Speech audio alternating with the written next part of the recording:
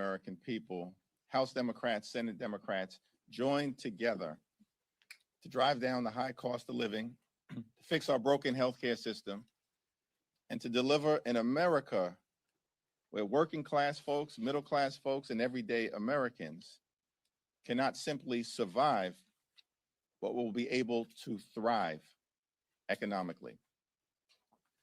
Let me congratulate Leader Steny Hoyer on his announcement.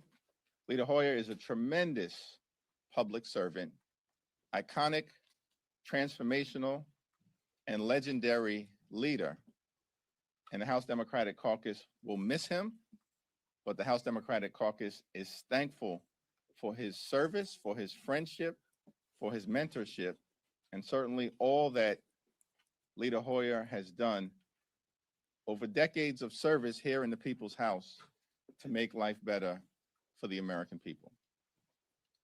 Later on today, House Democrats, joined by some of our Republican colleagues in a bipartisan coalition, will advance legislation to extend the Affordable Care Act tax credits to prevent millions of everyday Americans from experiencing dramatically increased premiums, copays, and deductibles that would prevent them from being able to go see a doctor when they need one. The cost of living in America is far too high. And from the very beginning of this Congress, House Democrats have said that we will work with our colleagues on the other side of the aisle in order to find bipartisan common ground if our Republican colleagues are willing to focus on making life better for everyday Americans, which means addressing the affordability crisis in this country. The affordability crisis is not a hoax, it is very real. Despite what Donald Trump has had to say. Housing costs are too high, grocery costs are too high, utility bills are too high, childcare costs are too high, and healthcare costs are out of control. House Democrats, joined by Leader Schumer and Senate Democrats, have maintained from the very beginning that we were in this affordability fight until we win this affordability fight. And today, we have an opportunity to take a meaningful step forward to lower the high cost of living for everyday Americans, particularly as it relates to health care. But it's a battle that we will continue to wage on behalf of the American people. It's now my honor to yield to the highly distinguished leader of the Senate Democrats, Chuck Schumer. Thank you, Leader Jeffries, and thank you and House Democrats for their great work and what's happening on the floor today. I too want to just salute Steny Hoyer for an amazing, productive career. He will be missed. Democrats are going to make health care and other high costs, the high cost of living, the #1 issue for all of 2026. The average American family, there are millions of them discussing this right now. How are we going to pay the bills? Do I have to put aside my retirement to pay for my higher health care costs? What am I going to do with the higher bills that I'm facing? And everyday Americans are saying to their elected officials, do something about it.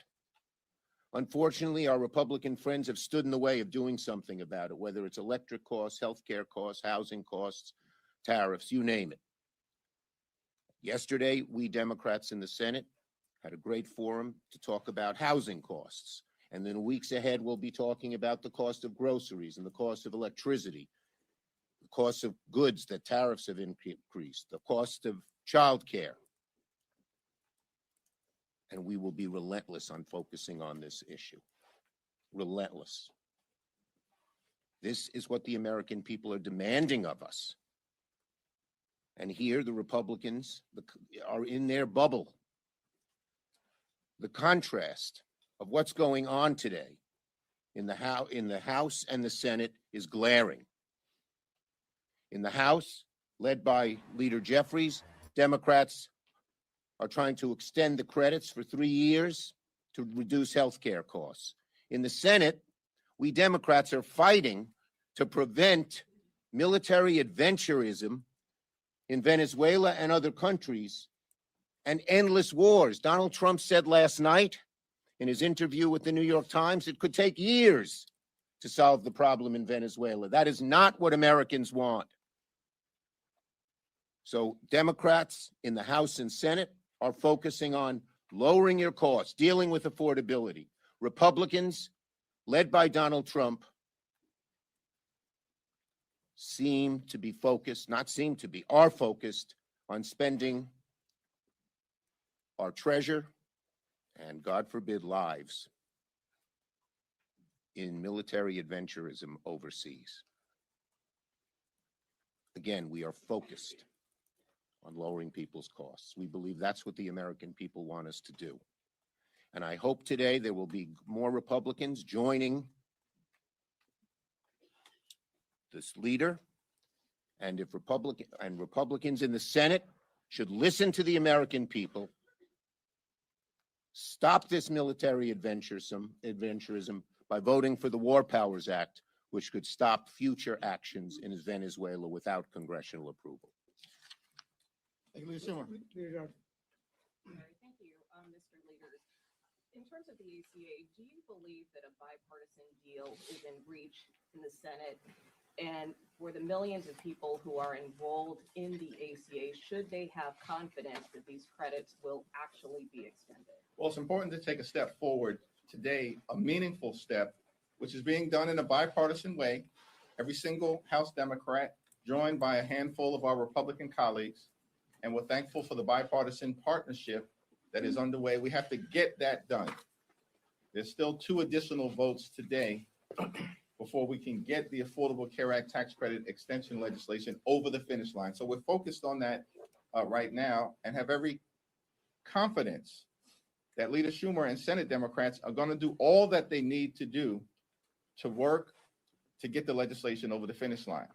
The Senate Democrats have been strong on this legislation, and they've been joined by a handful of Senate Republicans. Leader Thune needs to stop playing procedural games, because we know that a majority of senators are already on record supporting a straightforward extension of the Affordable Care Act tax credits. Yeah, let me say, in answer to your question, American people should ask Leader Thune, are you willing to put this bill that the House now is moving forward on the floor of the Senate? Because it will pass. And that is the way to get this done.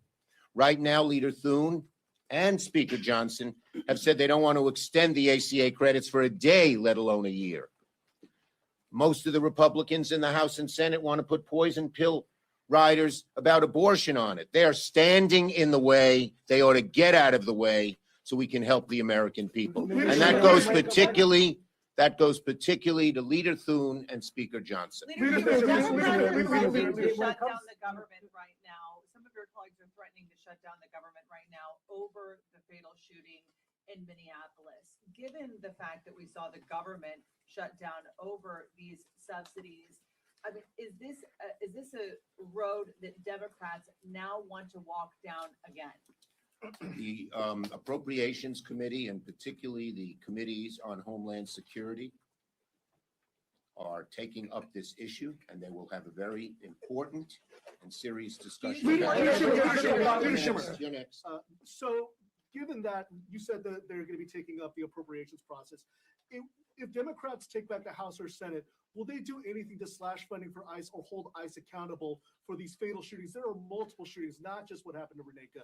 Let me first say that the killing of Renee Nicole Good was an abomination, a disgrace. And blood is clearly on the hands of those individuals within the administration who've been pushing an extreme policy that has nothing to do with immigration enforcement connected to removing violent felons from this country. We support the removal of violent felons from this country who are here illegally. But that's not what this administration has been doing under the so-called leadership of Kristi Noem. who's a stone cold liar. There's no evidence at all that this was a justified shooting. So let's deal with the tragedy right now. She hasn't even been buried. Her family is grieving. She was a single mom and an American citizen. And we all are outraged by what took place in Minneapolis, and we will respond decisively. Does that include- let me go back to healthcare for just a minute. Go ahead. Let me go back to healthcare. And I just want to, I watched the video. You felt like your stomach was being punched. Looking at the video, there seemed no justification for what these agents did. There needs to be a full investigation at the federal level, although I have little faith in the FBI at doing a fair investigation, or DHS, but at the local level as well. Let me go Yeah, back go to ahead. healthcare. Yes, go ahead. Okay, Yeah. and I'd like to hear from both of you on this. So obviously, both of you have supported a 3-year extension of the Obamacare tax credit. That's in the bill that's probably going to pass today. If this goes over to the Senate and they come up with something that tapers that down or is an off-ramp or something short of that, is that something that you guys Look, support? they are in a total pretzel knot. They don't support an extension a single day of the ACA tax credits, which is the #1 thing to reduce costs immediately. There's more to be done. But they don't even support that. The vast majority of them, even when Trump said he might look at some change in abortion, said, no, no, no. So they've got to get their act together, and they don't have it right now. Leader Schumer is exactly right. The Republicans need to get their act together in terms of their leadership. These are people who are supporting military adventurism, billions of dollars being spent in South America and in other parts of the world. Yet Republican leaders in the House and the Senate are not willing to spend a dime to keep health care affordable for the American people.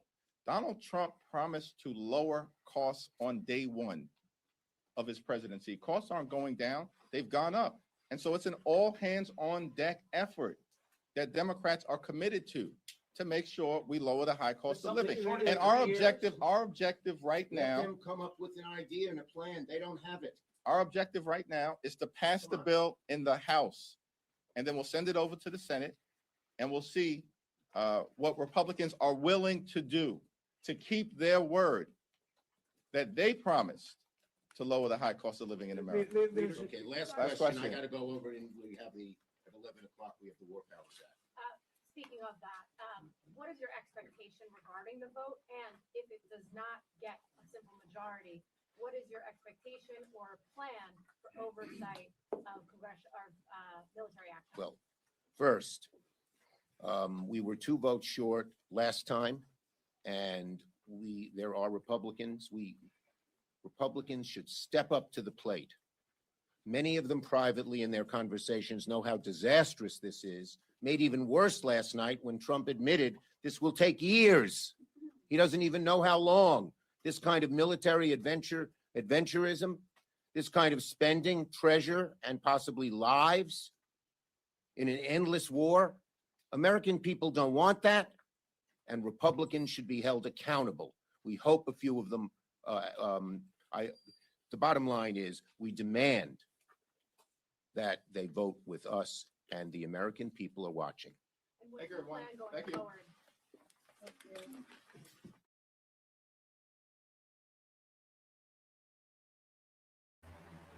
They coming out full court press today, boy. What's going on? Man, that shooting changed a lot of people's mind. That's what I think. That's what I think that happened. That shooting changed a lot of people's mind, pissed people off because she never should have been put in that position where y'all ended her life. President Trump and his entire administration stand fully behind the heroic men and women of ICE and will always uphold law and order in the United States of America. The deadly incident that took place in Minnesota yesterday occurred as a result of a larger, sinister left-wing movement that has spread across our country, where our brave men and women of federal law enforcement are under organized attack. Right now, Immigration and Customs Enforcement officers are facing a 1,200% increase in assaults a 3,200% increase in vehicle rammings, and an 8,000% increase in death threats. ICE agents are. I'm just wondering whether they're gonna allow it to go away. Y'all just gonna let it happen. They just gonna lie in everybody's face, and everybody just gonna sit there and take it. I'm just waiting for people to stand up and say we tired of listening to the lies from this administration. Faithfully enforcing federal law to protect the safety of the American people by removing criminal illegal aliens from our country, which is exactly what nearly 80 million Americans elected President Trump and Vice President J.D. Vance to do. Radicals in the Democrat Party are furious over this. They don't want our border secured or criminal illegal aliens being removed. As a result, Democrats are impeding immigration enforcement operations daily, creating extreme. You see that? You notice that they blaming the left. You trying to blame the left. We not talking about the left. We talking about you all lying, the administration lying about what happened yesterday. It ain't got nothing to do with left or right. This has to do with you all lying to the American people. Now, let's hope the American people start opening up their eyes to the lies they have been told. Hey, everybody, hello, welcome. Everybody that's been listening to this administration for the past year, this is a news alert. They've been lying about a lot of things. You need to open your mouth. You need to open your eyes. They've been lying about a lot of things. That's the point. They've been lying about a lot of things. Extremely heightened and dangerous circumstances that make it nearly impossible for the men and women of law enforcement to simply do their jobs. Democrats are calling to defund federal law enforcement agencies who are protecting public safety. And Democrats are calling to abolish ICE and defund the police. That will never be allowed to happen under this president and vice president. The Trump administration will redouble our efforts to get the worst of the worst, criminal illegal alien killers, rapists, and pedophiles off of American streets. Y'all see the goofy shit that be in the chat, right? On the screen. You see the goofy shit that be in the chat. This is the goofy shit. Maybe we need to throw water on you people who talk like this. You need to open your eyes. The administration has been lying about Venezuela. They've been lying about Nigeria. They've been lying about Israel and Gaza. They've been lying about this. The Department of Homeland Security will continue to operate on the ground in Minnesota, not only to remove criminal illegal aliens, but also to continue conducting door-to-door investigations of the rampant fraud that has taken place in the state under the failed and corrupt leadership of Democrat Governor Tim Walz. Taxpayers have been ripped off to the tune of billions of dollars in this one state alone, and that is going to end, and people are going to be held accountable. The Trump administration has activated thousands of federal agents, doubled the number of U.S. attorneys in the DOJ office in Minneapolis, and surged resources to hold fraudsters accountable and demand justice for law-abiding American taxpayers and citizens across our country. And that's what brings the vice president out here with me today to discuss all the Trump administration is doing and to make an additional important announcement on this front. So please, Mr. Vice President, will be joining us now. Thank you, Carolyn. Thank you. Great. Well, good afternoon, everybody. And I want to echo some of what Carolyn said about what we're doing to combat the rampant fraud that exists in our immigration system. Yeah, but we're not talking about rampant fraud in immigration.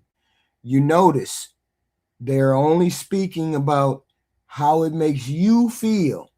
You feel trying to get all of these immigrants out of here. You feel how we're trying to get all these others out of here instead of focusing on what is important. The fact that there are rogue agents out there pulling out guns on people who don't agree with them, pulling out people on guns, pulling guns out on people and killing people when they could be taking people to jail. Why would you even need to have a gun when you're alone, when you're ICE? Why would you need to pull out a gun on a person in a car? thanks to failed politicians and thanks to people who allowed the American taxpayer to be taken advantage of for far too long. I think it's important to understand why this matters to the American people. I am a father of 3 young kids, a lot of kids, a lot of people in my generation. What is that going on there? Is that normal? Okay. CNN installed this broken camera just to throw me off my game, but it's not going to work. Some goofy reporter in the background say sabotage. Are you serious? Man, we done went too far in this. So here's the simple fact here. If you're a young parent struggling to afford childcare in the United States of America, there are programs that we have to make it easier for your kids to get in daycare, for your kids to get in preschool. Those programs should go to American citizens, not be defrauded by Somali immigrants and others. Make it hard for you to get the access to the resources you need. But number 2, making it easier for people who shouldn't even be in this country to fleece the United States and our taxpayers to begin with. We have actually activated a major interagency task force to make it possible to get to the heart of this fraud. We have Department of Agriculture resources that are focused on SNAP fraud so that people who need food benefits can get them, but illegal aliens and other fraudsters don't.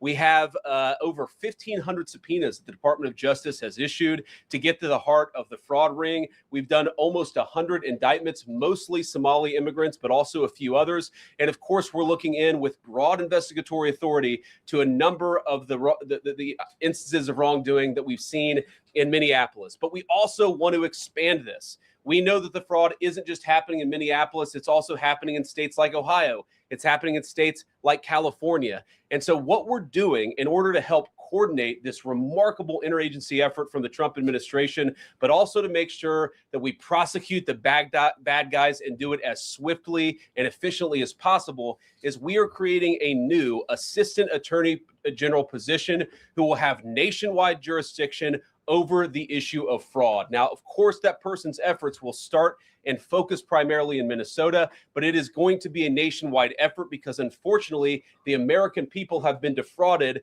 in a very nationwide way. I want to thank a couple of people for their cooperation, in particular Pam Bondi, our Attorney General, first of all, for getting a lot of resources to Minneapolis to start to investigate and prosecute this fraud really at an industrial scale. We've never seen fraud like this in the history of our country. Pam has been doing a great job to get the resources there to uncover it. But importantly, creating a job like this often takes months, sometimes even longer. When we realized that we needed this Associate Attorney General position, Pam got this person up and running in about a week. We're going to make the nomination hopefully in the next few days. We'll obviously let you guys know who that is when we do it. I've talked to Senate Majority Leader John Thune, who has promised me swift confirmation for this official. But this is the person who is going to make sure that we stop defrauding the American people. Here's one final thing I'll say about this. I've heard a lot of people say that we need a special counsel to investigate fraud in the United States of America. I actually agree, and that's what this position does. It has all the benefits, all the resources, all the authority of a special counsel, but with 2 crucial differences. Number 1, it will be run out of the White House under the supervision of me and the President of the United States. And number 2, it's actually constitutionally legitimate. As you guys may know, the special counsel statute has some major constitutional questions. When we get the bad guys, we want to make sure we get them permanently and they don't have some legal technicality they can get out of, which is why we set it up as an Associate Attorney General. I'll take some questions, but I want to just one final observation here. When I was actually walking out here, somebody sent me a photo of a CNN headline about what happened in Minneapolis. And this is the headline. I'm just going to read it. Outrage after ICE officer kills U.S. citizen in Minneapolis. Well, that's one way to put it. And that is the way that many people in the corporate media have put this attack over the last 24 hours. And I say attack very, very intentionally, because this was an attack on federal law enforcement. This was an attack on law and order. This was an attack on the American people. The way that the media, by and large, has reported this story has been an absolute disgrace, and it puts our law enforcement officers at risk every single day. What that headline leaves out is the fact that that very ICE officer nearly had his life ended, dragged by a car 6 months ago, 33 stitches in his leg. So you think maybe he's a little bit sensitive about somebody ramming him with an auto? Well, you would think that he wouldn't be in front of a car. then that would have made him hesitate to get in front of another car. Maybe he's prone to jumping on hoods of cars. Maybe he's prone to being in accidents. Maybe he's incompetent and he doesn't know better. But see, it's all on her. See, it's all on the victim. Automobile. What that headline leaves out is that that woman was there to interfere with a legitimate law enforcement operation in the United States of America. What that headline leaves out is that that woman is part of a broader left-wing network to attack, to dox. What does this have to do with the lefties? I don't understand why you keep saying lefty. Nobody believes you all. Nobody believes you. Only goofy goofies believe you all. This has nothing to do with left or right. Nobody says anything about her being left or right. Nobody said anything about left or right. This is about a person losing their life. And he's talking about left wing, X, Y, and Z. No, this wasn't no plot. You goofies out there who keep talking about plots should be able to look through this and say, this wasn't even no plot. The lady was in a fucking car. Even if you could say she tried to run the man down, what the fuck does it have to do with left or right? Has nothing to do with left or right. That's the point. Nothing to do with left or right. Young lady, nobody knows anything about that young lady or her party affiliation or not. Has nothing to do with that. To assault and to make it impossible for our ICE officers to do their job. If the media... See, you all have to think about the plot of what the hell you're talking about. What the hell they're doing. They're trying to paint the left as the radical ones. The left ain't got nothing to do with this. The right ain't really got nothing to do with it. Ain't got nothing to do with it. This has to do with the lawlessness of the ICE agents. That's it. The lawlessness of the ICE. She was following behind the police. They told her to turn around because there was a squabble or something in the street. And that's what she did. But now she was supposed to be hitting somebody or hurting somebody. Wants to tell the truth, they ought to tell the truth that a group of left-wing radicals have been working tirelessly, sometimes using domestic terror techniques to try to make it impossible for the president of the United States to do what. So what does that have to do with her? That's all I'm asking. What does that have to do with this lady who died? Why is it a press conference that turns into, it's a bigger thing that she tried to end a ICE agent's life? Nobody said that, and that's no proof that that happens. This is the narrative that they spin. But see, I don't believe the shit they say no way, because I know you guys lied. Once you lied once, I know you're going to lie again. And you definitely lying about that, because you're lying about what people saw. What the American people elected him to do, which is enforce our immigration laws. The president stands with ICE. I stand with ICE. We stand with all of our law enforcement officers. And part of that is recognizing that you people in the media, not everybody in this room, but many people in this room have been lying about this attack. She was trying to ram this guy with her car. He shot back. He defended himself. He's already been seriously wounded in law enforcement operations before. And everybody who's been repeating the lie that this is some innocent woman who was out for a drive in Minneapolis when a law enforcement officer shot at her, you should be ashamed of yourselves. Every single one of you. Questions? Thank you, Mr. Vice President. I wanted to read a quote from Tim Walz earlier today. That's wild. That is wild. They're going to blame the girl. They're going to blame the girl for getting killed. They're going to blame the girl for him pulling a gun out. They're going to blame the girl for her getting shot in the face. Instead of getting shot at one of the tires getting shot or anything like that, they're going to blame the girl for getting herself killed. Even if she didn't hear a thing he said, even if she didn't want to listen to a thing that policeman said, that still doesn't justify her getting killed. He said, when things looked bleak, it was Minnesota's first that held the line for the nation on July 3rd, 1863, and I think we may be in that moment now. Can you comment on his rhetoric and Mayor Jacob Frey and whether they want to see unrest in Minneapolis? Well, that's very tough rhetoric from a guy who just quit because his fraudulent activities have been uncovered. Look, Tim Walz is a joke. His entire administration has been a joke. The idea that he's some sort of freedom fighter, he's not. He's a guy who has enabled fraud and maybe, in fact, has participated in fraud. That's what this new assistant attorney general position is going to find out. I don't care what Tim Walz says. I care about getting to the bottom of this fraud for the American people, and I care about enforcing the nation's immigration laws. That's what we're going to stay focused on. On a related question here, I mean, Democrats have accused ICE of murder. They've said they're targeting Americans. They've told ICE to get the F out of Minnesota. This is going to stoke the fire against ICE agents. And you're talking about ICE agents right now and being concerned about them. What, if anything, is the administration going to do to make sure these folks are protected during these protests? But also, should DHS sort of revisit their procedures here? I mean, nobody wants to see an American killed. Are there changes that need to be made to make sure something like this doesn't happen again? Look, first of all, of course, nobody wants an American citizen to be killed. This is absolutely a tragedy, but it's a tragedy of the making of the far left. They have radicalized a very small segment of the population, taught them that ICE agents are engaging in wide-scale violation of people's rights. What our ICE officers are doing is deporting the millions of criminal aliens that were let in during the Biden administration. So number one, we have to say, as a matter of leadership, and I would appreciate if the Democrats would join me on this, let's be honest about the fact that we have way too many illegal aliens in this country. Our ICE officers should be supported in doing their job. You're trying to actually marshal the far left lunatic fringe to engage in doxing. I'm curious. Why would you all think that? Why would they continuously say the far left lunatic fringe? What would be the point in you saying the far left lunatic fringe? If you say it long enough, you do have goofies who believe it. Even though most people on the left are not far right lunatic fringe people. Don't understand why you keep doing that. But, well, I understand why they keep doing it. It's people that ain't used to the way they talk. Aren't used to it, so they believe it. Most left people are not far left lunatics, but that's wild that you keep saying this. You keep bringing it back to the left when the left have nothing to do with the young lady getting killed.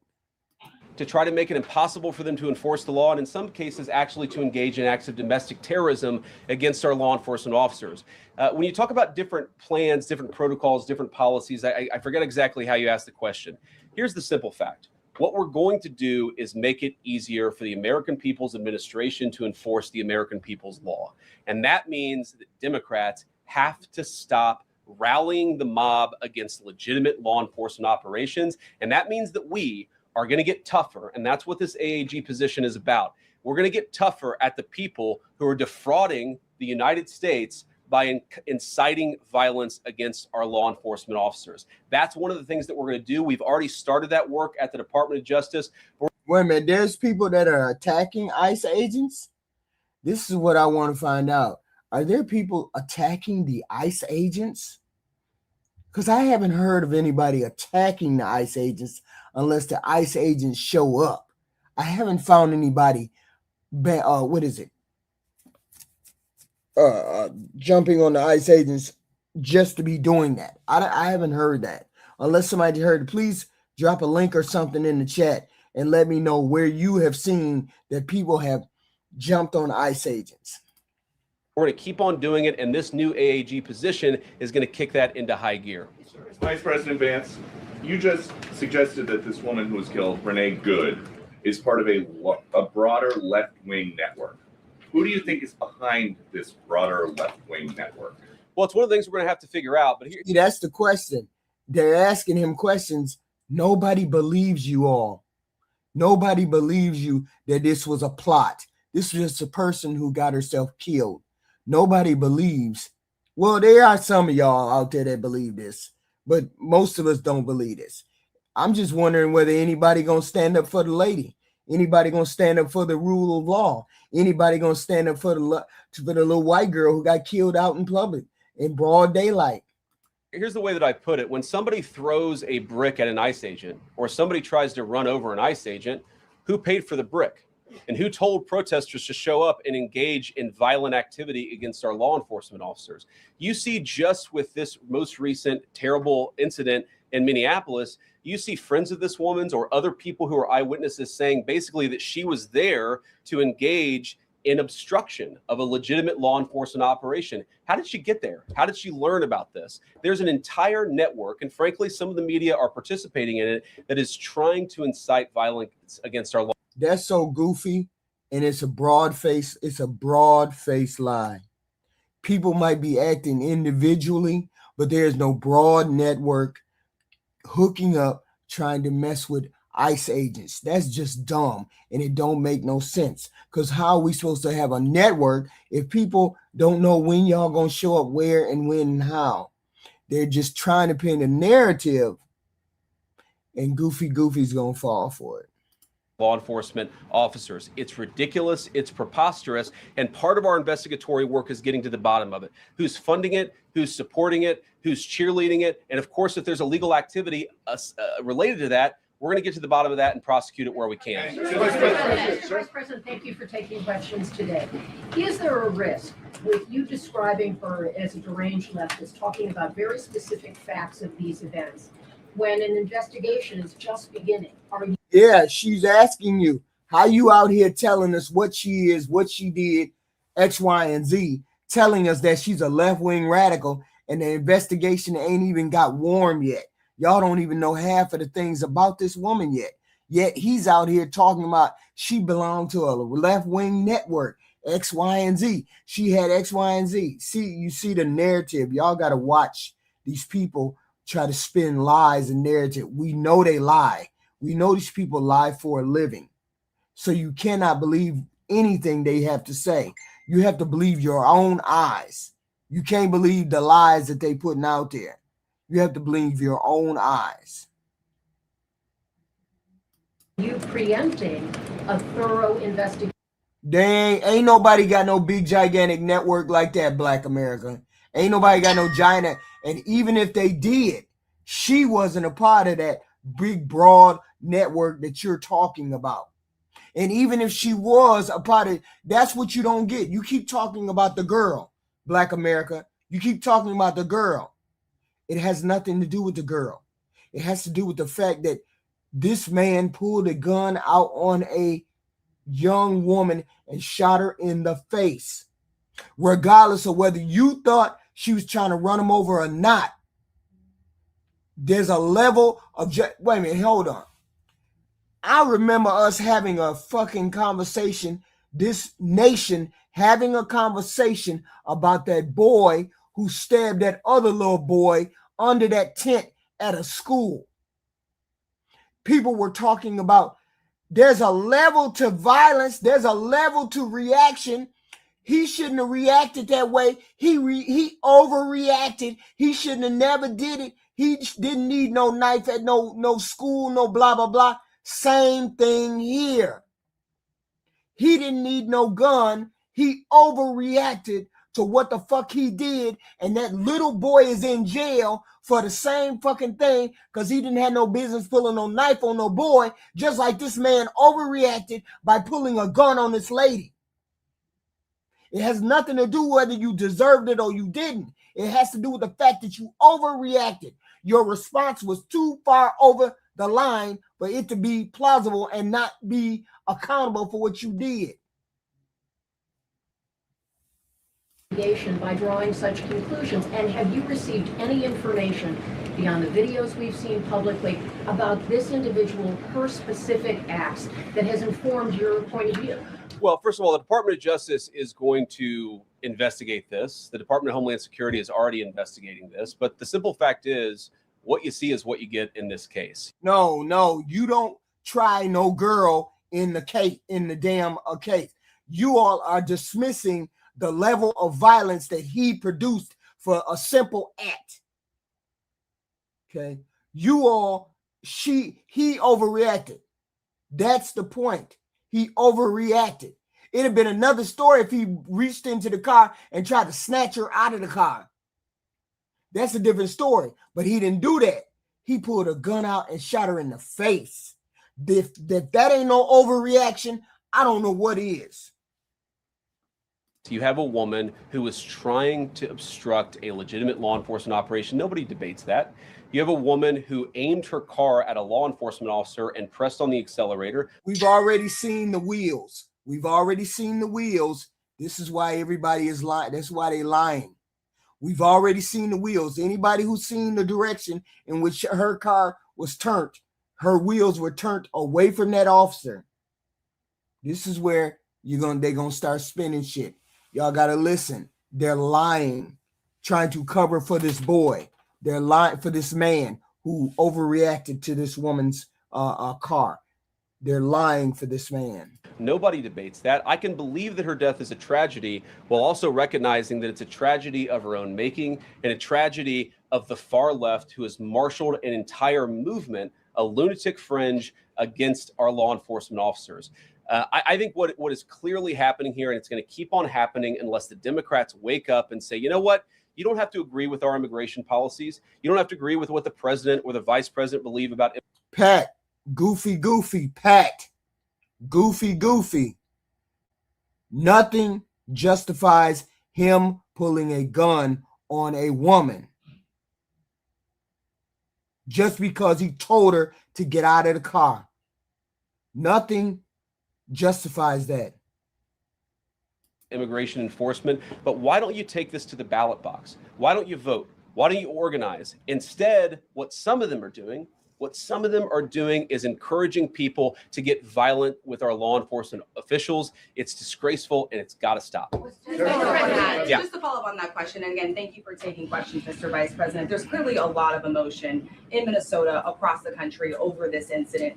You're calling Renee Good a deranged leftist. There's been heated rhetoric that we've also heard from officials. What responsibility do you and the president have to diffuse some of the tension that we are seeing play out? They don't feel no need to diffuse any kind of tension whatsoever going on in this country. If anything, they've been allowed to light the fuse. They've been allowed to light the fuse. This has not. Do y'all see this?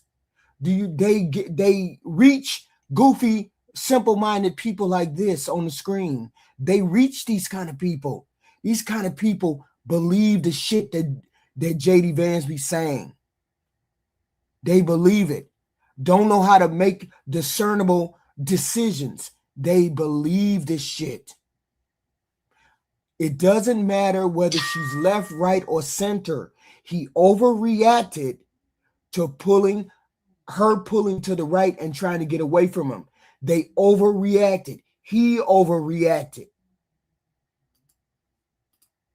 In Minnesota, bring down the temperature as this investigation is unfolding. What we have a responsibility to do is to protect the people who are enforcing the law and protect the country writ large. Whether you're Democrat or Republican, you deserve to have the people's laws enforced in the United States of America. Now, again, I'm not happy that this woman lost her life. I'm not happy that this woman was there at a protest violating the law by interfering with a law enforcement action. I think. Wait a minute. What do you mean she was at a protest? I don't understand. What is he talking about? She was at a protest. They had a protest and then she got into the car and was going somewhere. They had a protest? What protest? There was a protest going on before she got into the car and then she got into the car trying to get away? What the hell is going on? What protest? I think that we can all recognize that the best way to turn down the temperature is to tell people to take their concerns about immigration policy to the ballot box. Stop assaulting and stop inciting violence against our law enforcement officers. That's the best way to take down the temperature. And we're not going to. You see this simple shit. I told you it's maybe 2 out of 5 that believe these people. They don't know how to discern nothing. She got what she deserved. Nobody deserves to get shot in the face. Goofy Joel Smith, 971. Are you simple-minded? I don't understand. What the fuck are you talking about? Are you simple-minded? That's wild that they believe it. Some of y'all, boy, you need to stop eating crayons. Given to terrorism on this. And that's exactly what's happening.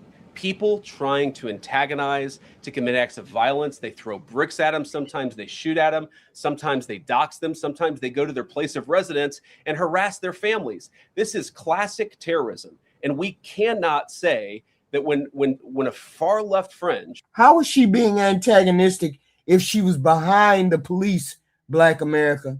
How exactly was she being antagonistic? What does that have to do with him pulling a gun out and shooting her in the face, Black America? You keep bringing it back to what she did. We're not worried about what she did, because what she did does not rise to the level of murdering her. That's what we're trying to say to you.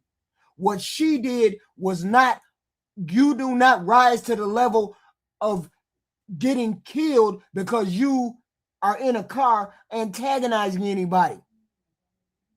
And your definitive, she tried to run him over, is in dispute. And even if she tried to run him over, which we know she wasn't trying to do, it still doesn't rise to the level of him pulling out a gun. So the white boy who got killed under the tent by that little black student, he deserved it, right? So Black America is saying the little white boy who got murked under the tent at that school running event deserved to get killed.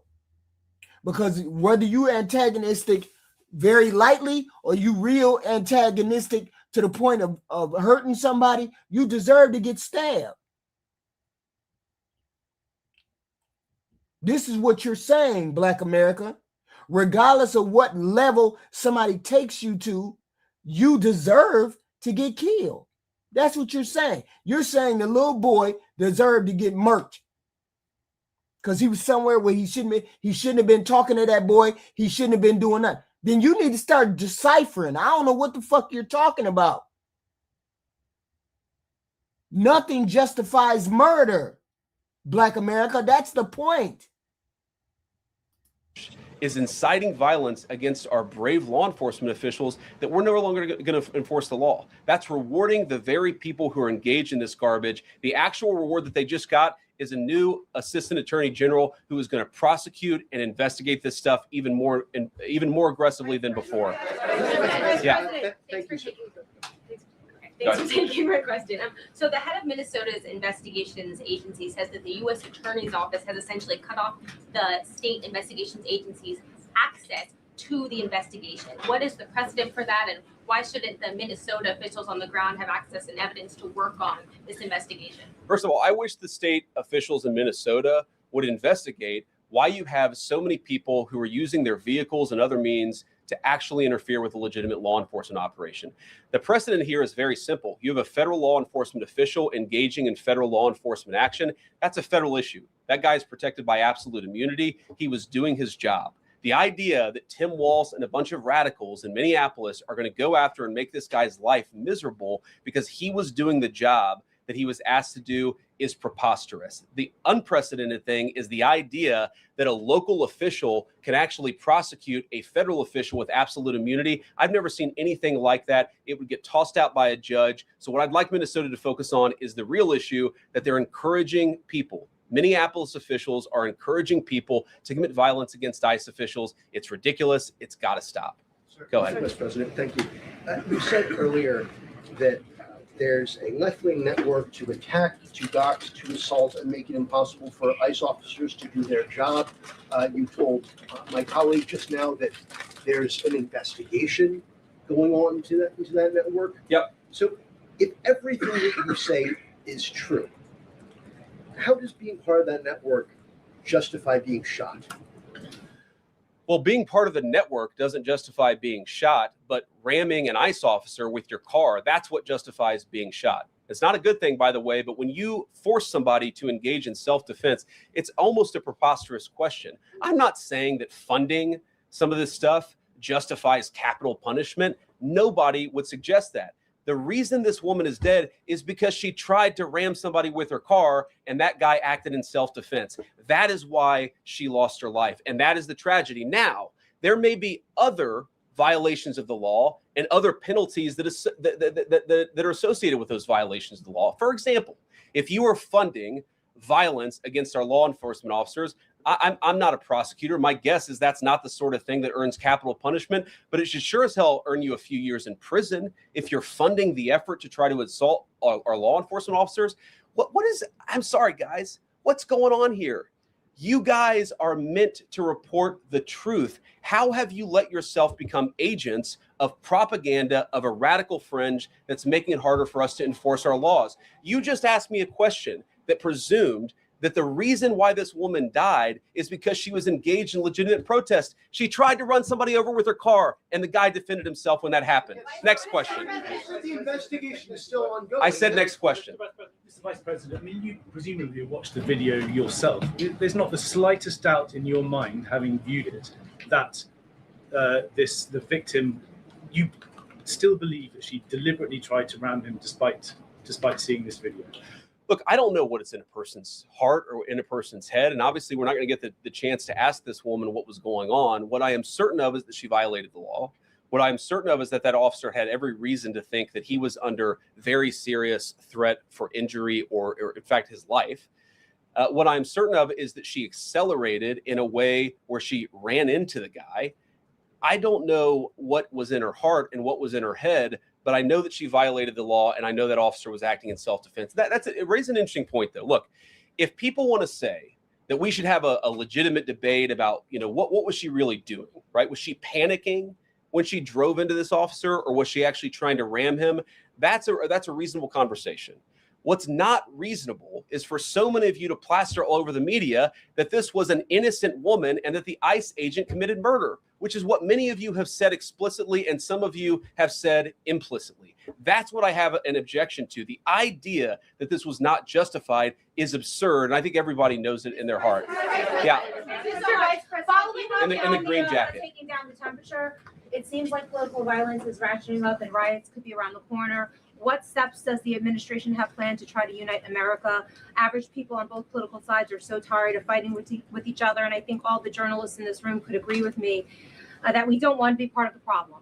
Do you have any words to unite America? I know you don't want to be a part of the problem, and I think that's true of a lot of you. I'm not sure it's true for everybody, because the reporting over this has been one of the biggest scandals I've ever seen in media. I've never seen a case so. Because he's lying. They're lying. That this is too. The reason why there's pushback is too big of there's a vast canyon between what people seen and what they're saying. That's why it's this much pushback, because there's a big difference between what they're saying and what is being seen. Okay, you have to know that there would be no pushback if we all would agree. We seen her run him over. We know that, but most of us did not see that. That's why it's pushback, because they're lying about it. There wouldn't be no pushback like this if it was clear, if it was cut and clear. It's clear that he shot her in the face. I don't care about any activity that happened before that. Why did you shoot her in the face when you overreacted? That's what you did. You overreacted.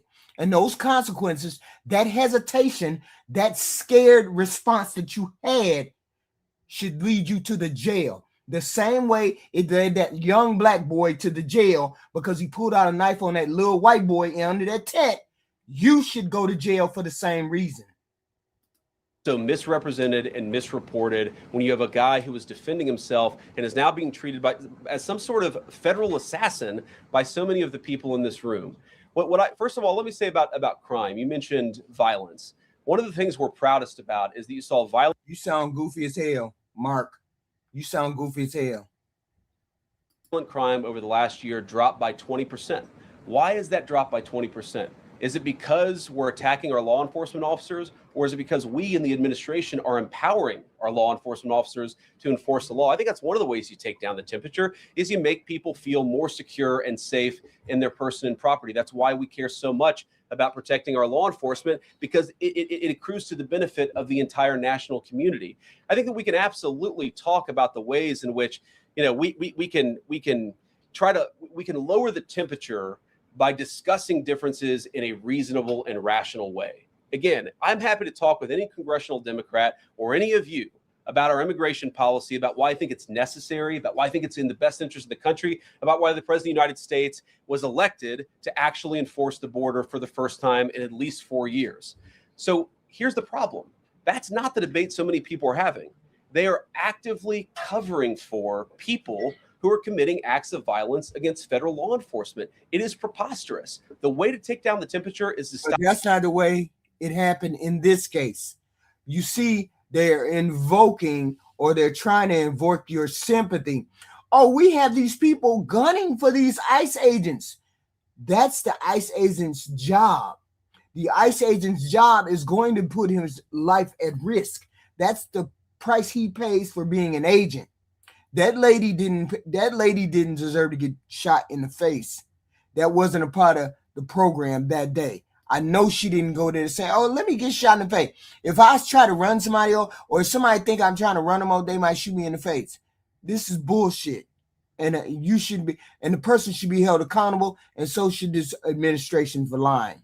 Stop it. Have your debates about it. Everybody want to hold the line. The only people that are lying about this is the administration. And the rest of us are like, this shit didn't happen.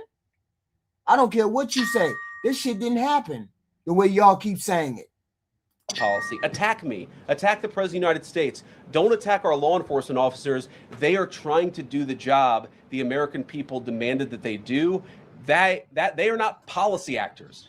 They are enforcing the law. They should be treated with a modicum of dignity and respect. And the fact that they're not is why incidents like yesterday happened. The one final point I'll make about this is, look, there's a part of me that feels very, very sad for this woman, not just because she lost her life, but because I think she is a victim of left-wing ideology.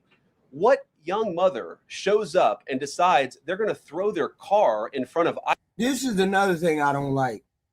We have two sides of election. We have two parties in this country. The left wing is no more radical than the right wing. I don't know why y'all keep bringing that shit up like the left is more radical than the right. The left is not more radical than the right. We don't act any more radical. We haven't done any radical shit. None of that. I don't understand why people believe that that the left is more radical than the right. They're both two different parties. That's it. And when one party continues to call the other party radical, I don't believe you, because I know that part. I know both of them are equally as bad, equally have their bad points. They have equally their good points. But you're putting one party and demonizing one party. See, this is what we're talking about, demonizing the other party. This only happens on the right.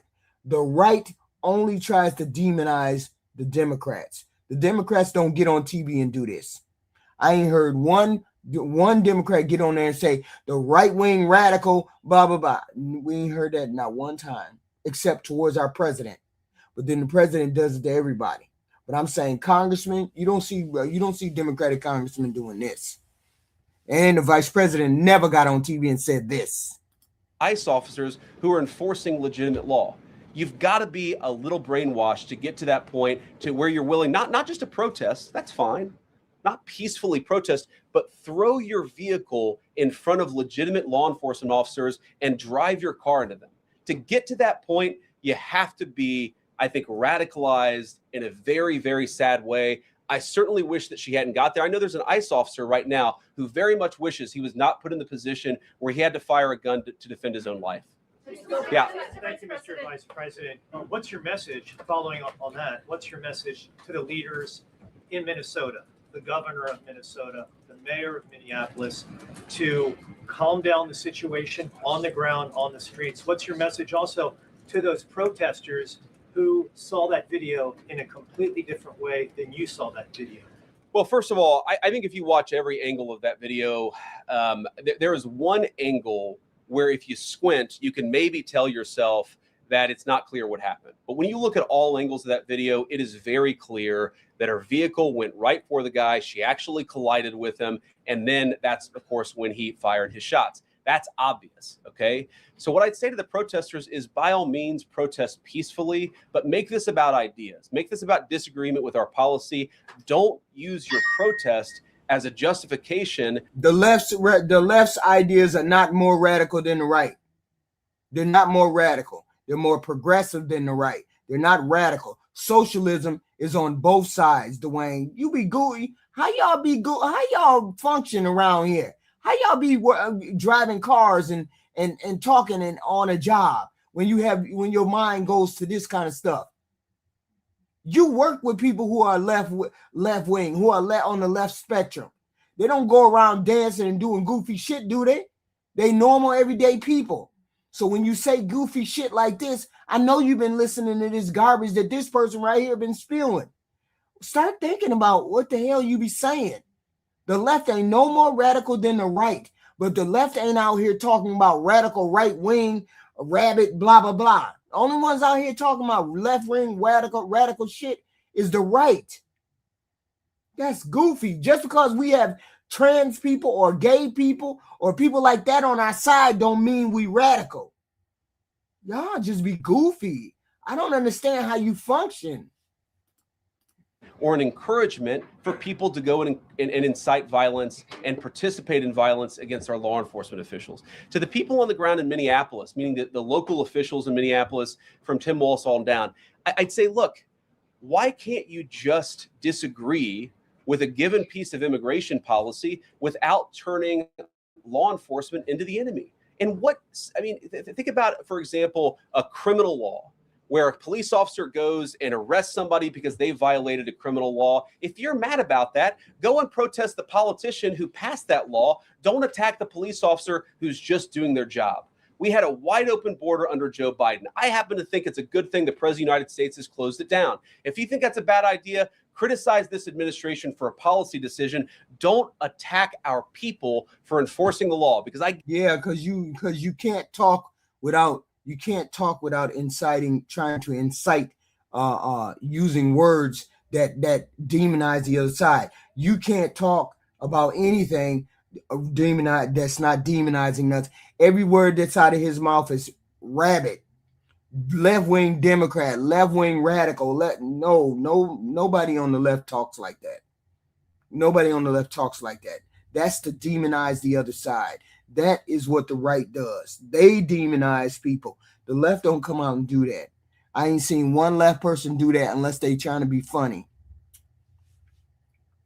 Not in office. No, and definitely not no vice president. You go to ICE, there are black people and white people, there are Democrats and Republicans, they are patriotic Americans who are trying to enforce the law. Attack me, lay off of our ICE agents.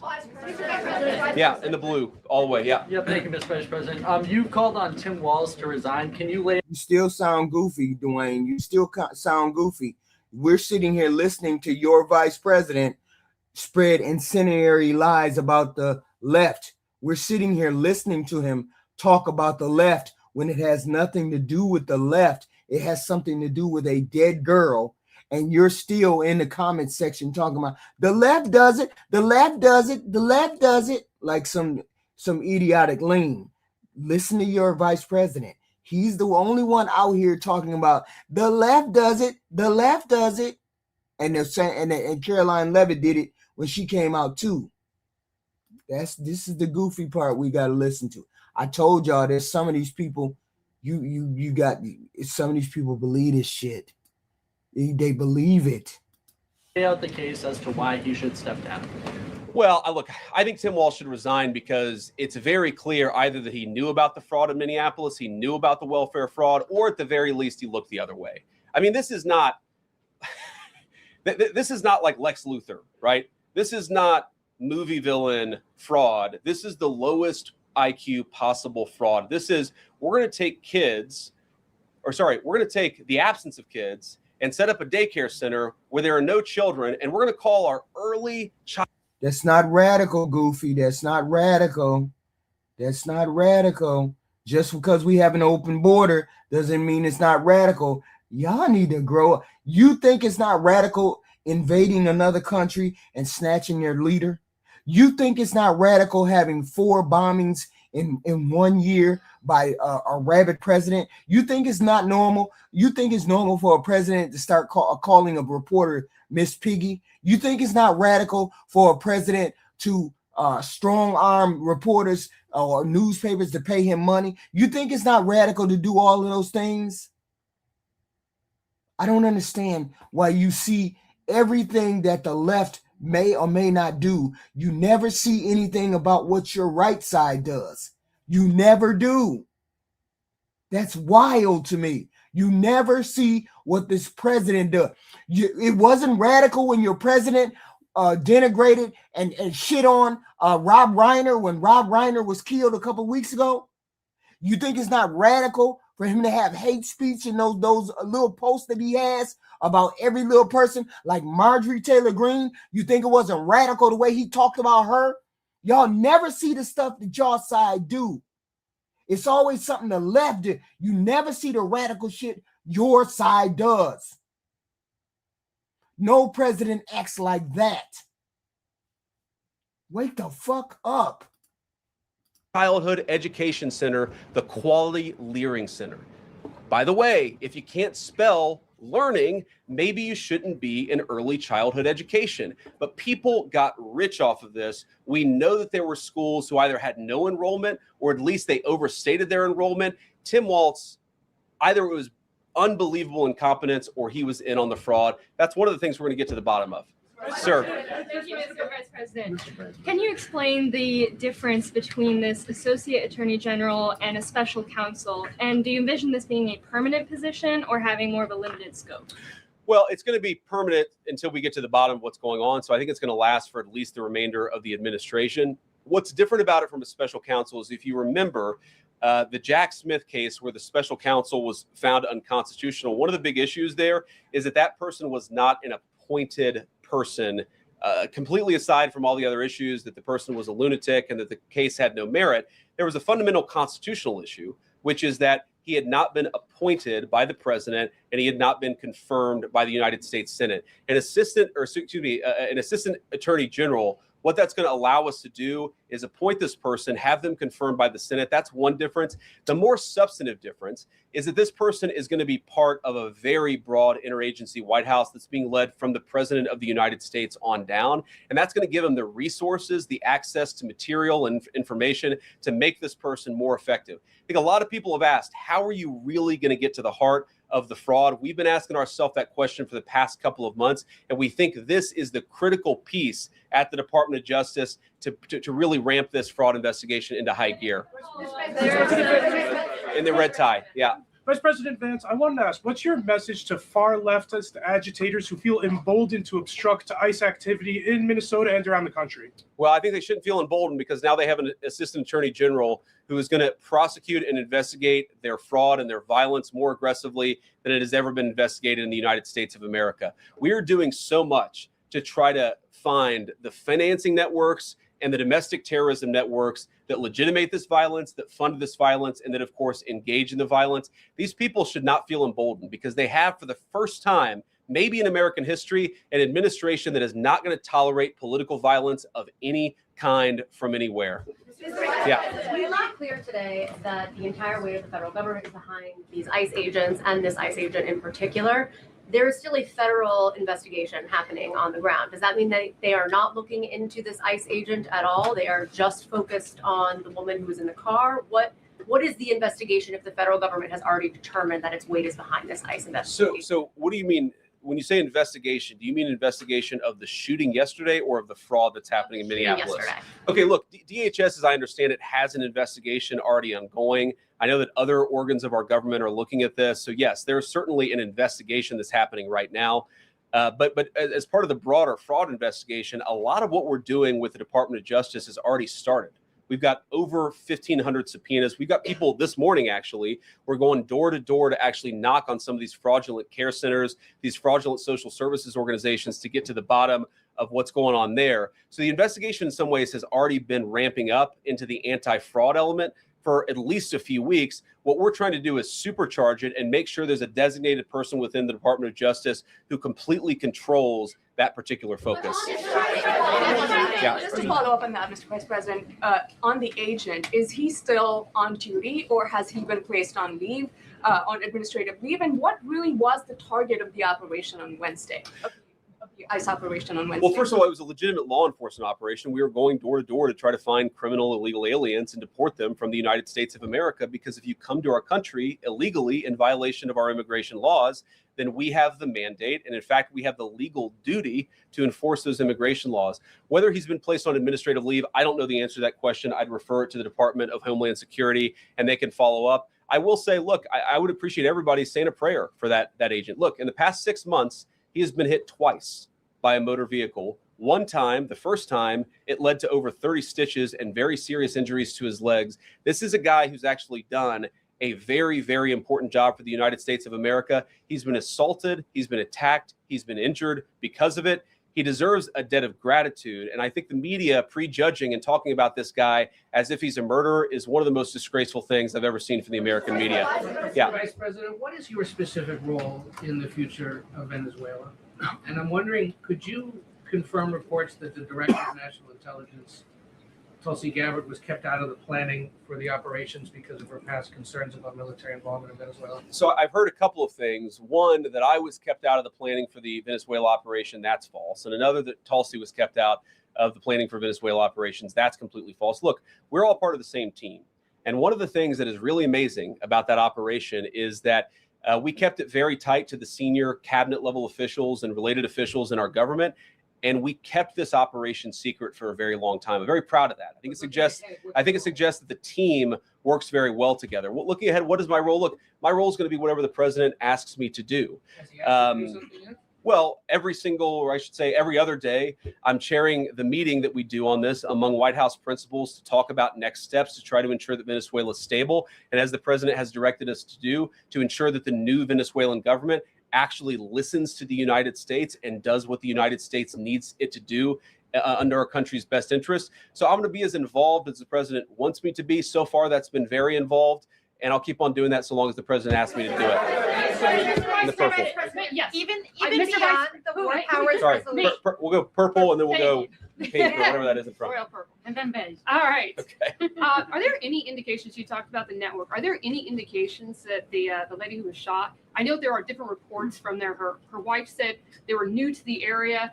Are there any indications she may have been a paid agitator, and maybe that there are others that were brought to the area, considering everything that's going on in Minneapolis? I wouldn't say that she was paid. I don't have the evidence to say that one way or the other. What I do know is that she was violating the law. And if you just look at the eyewitness accounts, they were saying she was there to prevent the enforcement of the law. She was trying to obstruct a legitimate law enforcement operation. That much is obviously clear. The rest of it, of course, is part of the reason why we investigate this stuff.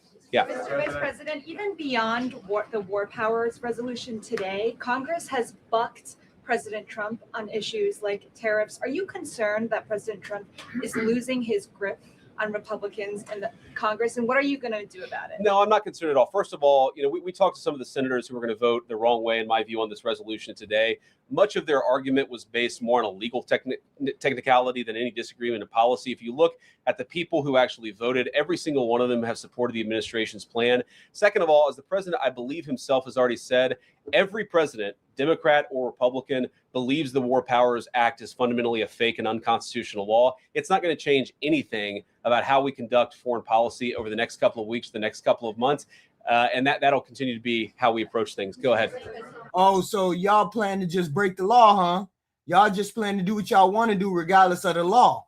This is basically what they saying. Y'all need to listen. Basically saying they gonna break the law regardless. They don't care what they pass. They don't care what the Congress tell them to do. That's wild. And ain't nobody outraged by it. I don't understand why they just letting them do whatever they want to do. President. So we are seeing, regarding Iran, we are seeing the protests in Iran these days. The cities are begging for help from the U.S. and Israel, naming streets in the city after President Trump. It seems there is an opportunity here that may not come again. Will the United States stand by the citizens of Iran? And if Israel decides to strike again the nuclear sites in Iran, is the U.S. expected to take part? Well, look, we certainly stand by anybody who's engaged in peaceful protests, anybody who's trying to exert their rights for free association and to have their voices heard. Obviously, the Iranian regime has a lot of problems. And as the President of the United States has said, the smartest thing for them to have done, it was true 2 months ago, it's true today, is for them to actually have a real negotiation with the United States about what we need to see when it comes to their nuclear program. I'll let the president speak to what we're going to do in the future, but we certainly stand with anybody across the world, including the Iranian people who are advocating for their rights. I'll take just a couple more questions. Yeah, go ahead. Thank you very much, Mr. Vice President. Concerning Venezuela, how would you assure the Caribbean region that they will remain a zone of peace? Because some member states in the region are concerned. Well, look, the president had a very productive phone call with the president of Colombia yesterday, and we continue to talk at all levels of government with a number of our friends in the Caribbean region. I actually think this is really good for peace in the Caribbean, because when you take away a major source of illegal cartel revenue, which is the cocaine trade, the fentanyl trade, other sources of illicit revenue, you actually remove the power of one of the main destabilizing forces in Latin America and in the Caribbean. I really do think, look, we say it all the time, this is the president of peace. One of the ways that you establish peace in your own hemisphere is to make it clear that the United States is going to be respected, that the United States is willing to take power away from criminal cartel organizations and give it to legitimate governments. That's how we see the future of the Western Hemisphere, and we think it's going to be much more peaceful than it was certainly under Joe Biden. I'll take one more question. Go ahead. Mr. Vice President, thank you. On Greenland, do you have a message for European leaders? Many in Europe reject the idea that the island could be for sale. Well, first of all, Secretary Rubio, I believe, is meeting with the leaders of Denmark and Greenland next week. I want to say it is, but maybe it's the week after that. We'll continue to deliver some of these messages in private, some of them in public. But I guess my advice to European leaders and anybody else would be to take the president of the United States seriously. What has he said about Greenland? Set to the side the crazy overreactions that I've seen from the press and from certain people in Europe. What has the president said? Number one, Greenland is really important, not just to America's missile defense, but to the world's missile defense. Number two, we know that there are hostile adversaries that have shown a lot of interest in that particular territory, that particular slice of the world. So what we're asking our European friends to do is to take the security of that landmass more seriously, because if they're not, the United States is going to have to do something about it. What that is, I'll leave that to the president as we continue to engage in diplomacy with our European friends and everybody on this particular topic. And again, thank you all for listening. Thanks for taking questions. And I just ask you, look, this is politics, and often Republicans and get in arguments with the press about things. I understand that. I think it's really irresponsible for you guys to go out there and imply or tell the American people that a guy who defended himself from being rammed by an automobile is guilty of murder. Be a little bit more careful. We're going to talk about. And you guys need to be a little bit more discerning about who you're lying to. You're lying to people who can see and who can think on their own. They don't need you to lie for them or to them, which is what they're doing. This is what they're trying to do, is they trying to gloss over a murder. Toning down the temperature, which I know the president wants to do, and I certainly want to do. One of the ways we tone down the temperature is to have a media that tells the truth. I encourage you all to do that. God bless you. They trying to glaze over. They trying to glaze over the murder of that young girl. And you got to see it. I mean, some people don't have that discerning thing. I do. I can see right through the lying, because the whole point was, we know she wasn't trying to kill the man. She wasn't trying to kill the man. Okay.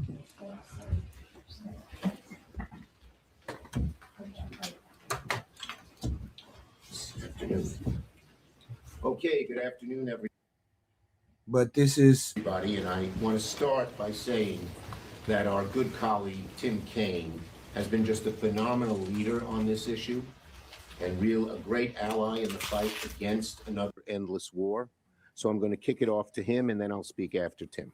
Thank you, Chuck. Well, thanks to everybody. I want to thank our leader, who has been very focused on this with me. I want to thank my colleague Adam Schiff, who's been a real leader both in the House and now Senate on this issue of war powers. Yep. And I also want to thank Senator Rand Paul, who could not be at this, but has just been rock solid on this issue for many, many years. But y'all remember I said every day with this president is a different fucking issue. Every day. Nobody wants to deal with this every day. This was one of the reasons why we said we do not want to elect this president, because he don't know how to stay out of the news, and it's more drama filled years with this president, and nothing gets done. It's full of investigations and full of fights. It's full of blaming who did what. This is not governing. This is not governing. I've been trying to do this since September to get the Senate to take seriously the issue that we shouldn't send our sons and daughters into war without consultation, debate, and vote in Congress. And I have been very puzzled, and I know Chuck has too, and Adam has as well, with a desire to avoid this. The fact that we're 4+ months into this operation that began with a boat strike on September 2, and more than 200 so-called enemies have been killed. U.S. troops have been wounded. An armada has been amassed around the Venezuelan coast. We're seizing tankers. We used 150 airplanes in this air platforms in the operation Saturday, and now we're attempting to control not only the Venezuelan economy, but its politics, the timing of its elections, aspects of the Venezuelan society, as President Trump said for years. And there hadn't been a single public hearing in the Senate, in any of the committees. Just drives me crazy. I came to the Senate obsessed about these war power issues because I'm a military dad and I represent a state that has deep, deep military equities, but we all should be obsessed about it. None of us should want this president or any president taking our sons and daughters to war without notice, consultation, debate, and vote in Congress. And so this was a big win today, to have every Democrat unified for this principle that this needs to be taken out of the skiff and put before the American public so they can see what's at stake and whether the administration has a plan or not. I applaud my Democratic colleagues, and I really applaud the number of Republicans who, with some urging by Senator Paul and our discussions, got on board. What does this mean? This was a motion to discharge my war powers resolution from the committee. The committee was going to lock it up and it was never going to see the light of day. So now it becomes the pending business of the Senate.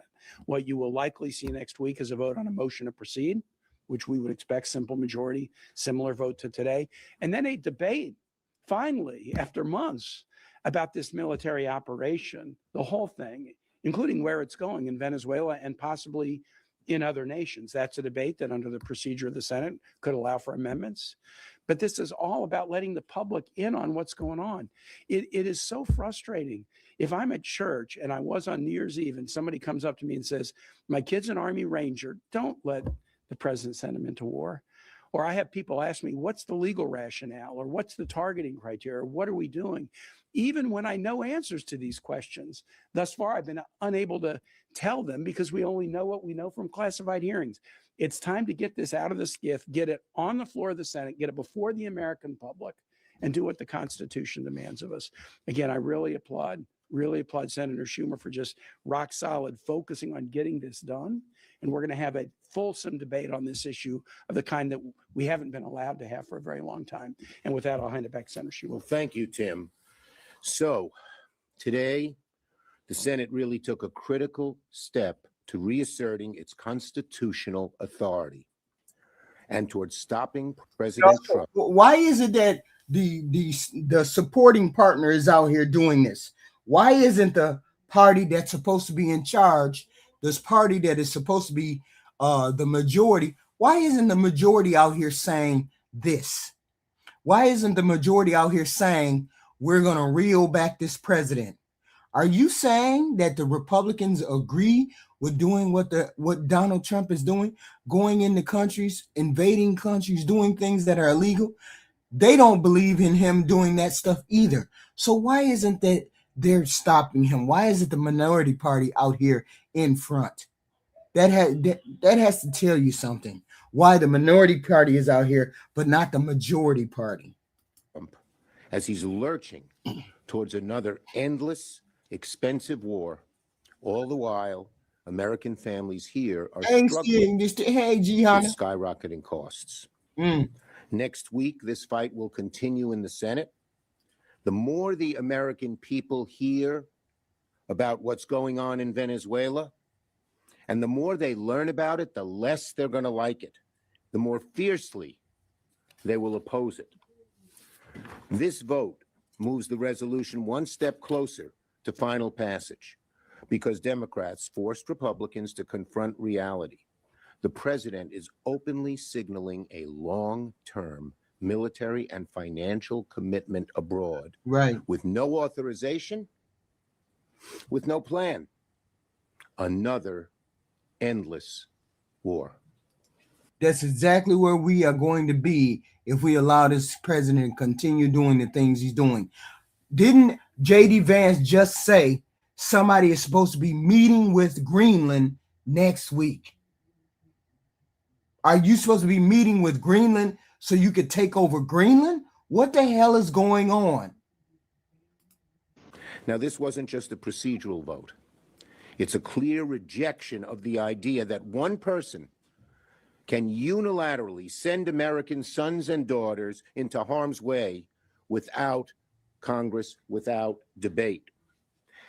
At the closed hearing, both Tim and I, my first question to the panel, including Rubio and Hegseth and all of them, is we need to have a full discussion in front of America, not just in a skiff, a classified room with only senators. The whole American people ought to hear about it, listen to it, debate it, and they won't like it. We know that. They already don't like it.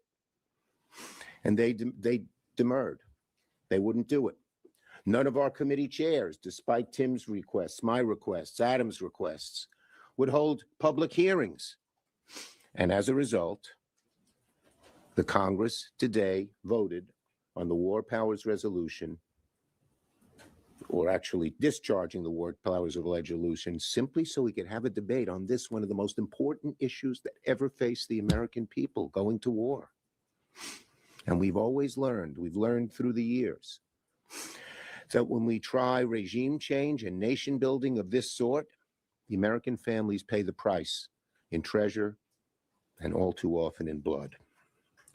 This vote shows that the American people don't want more military adventures. They don't want more nation building. The pressure is now on Senate Republicans to do the right thing and take a stand. Now, just today, as you probably saw, President Trump said in the New York Times that the U.S. involvement could last much longer than a year. A year longer, the reporter asked. I would say much longer, the president replied. We're going to be giving money to Venezuela, which they desperately need. So a long war fought with American dollars to give money to Venezuela and with American soldiers, in all likelihood, on the line. When the president said that, I think it sent shockwaves even through the Republican caucus. I think that's one of the reasons the number of votes have grown. And then when he doubled down, said we're going to be giving money to Venezuela, that's a stunning admission. Years of involvement, billions of dollars when families here are struggling to pay the bills, to pay their health care costs. Why isn't that money going to help the average American family have their health care premiums stay stable instead of going up $500 or $1,000 a month? Donald Trump, when he ran, promised no more endless wars. And yet he's sliding straight to another one in South America. Americans are not asking for an endless war that does not improve their ability to pay their bills. Families should not have to choose between filling their gas tank and putting food on the table, while the president casually floats billions for foreign rebuilding without transparency, without authorization, and only or even a semblance of a plan. We don't even know what the plan is. Can't go over what happened in the skiff, but it was appalling. It seemed like back of the envelope stuff. So what we did today was not a partisan act. I'm very grateful to the Republicans who joined us. It was not a partisan act, it was a constitutional one. We forced Republicans to face what is obvious. Trump will not stop here and won't stop now.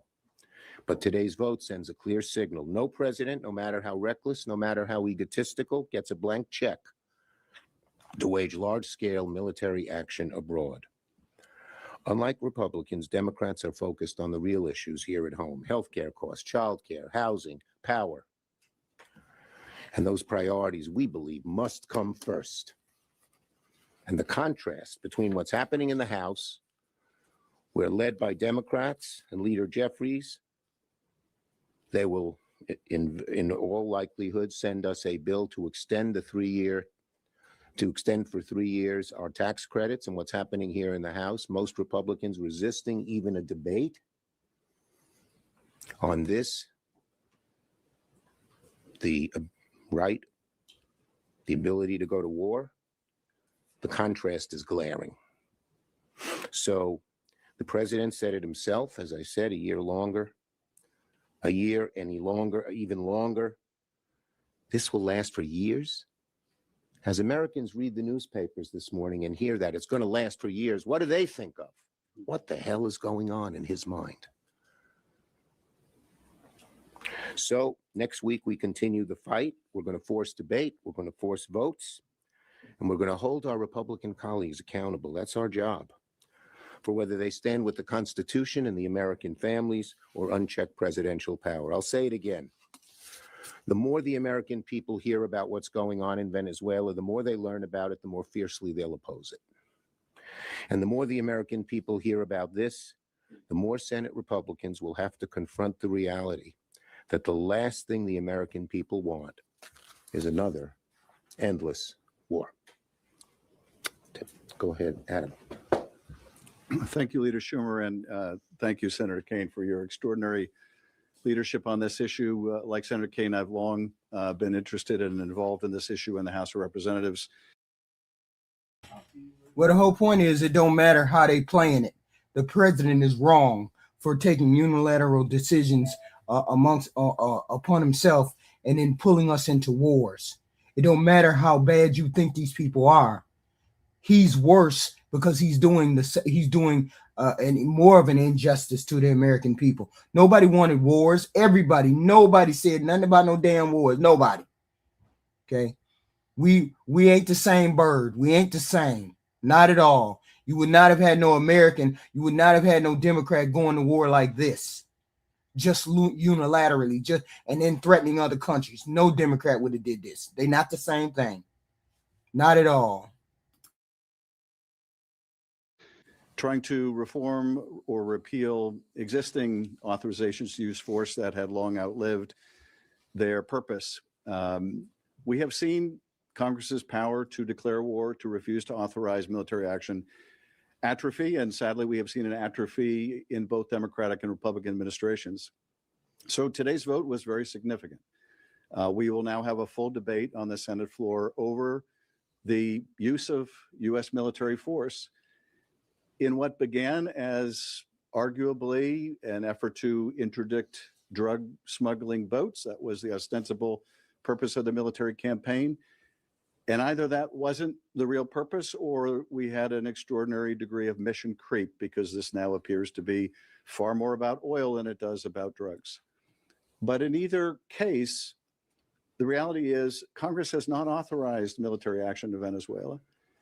And the idea that we are now going to run this country of so many millions without having to put boots on the ground, that we are going to somehow oversee a transition over a period of time without putting our service members further at risk, seems highly improbable, to say the least.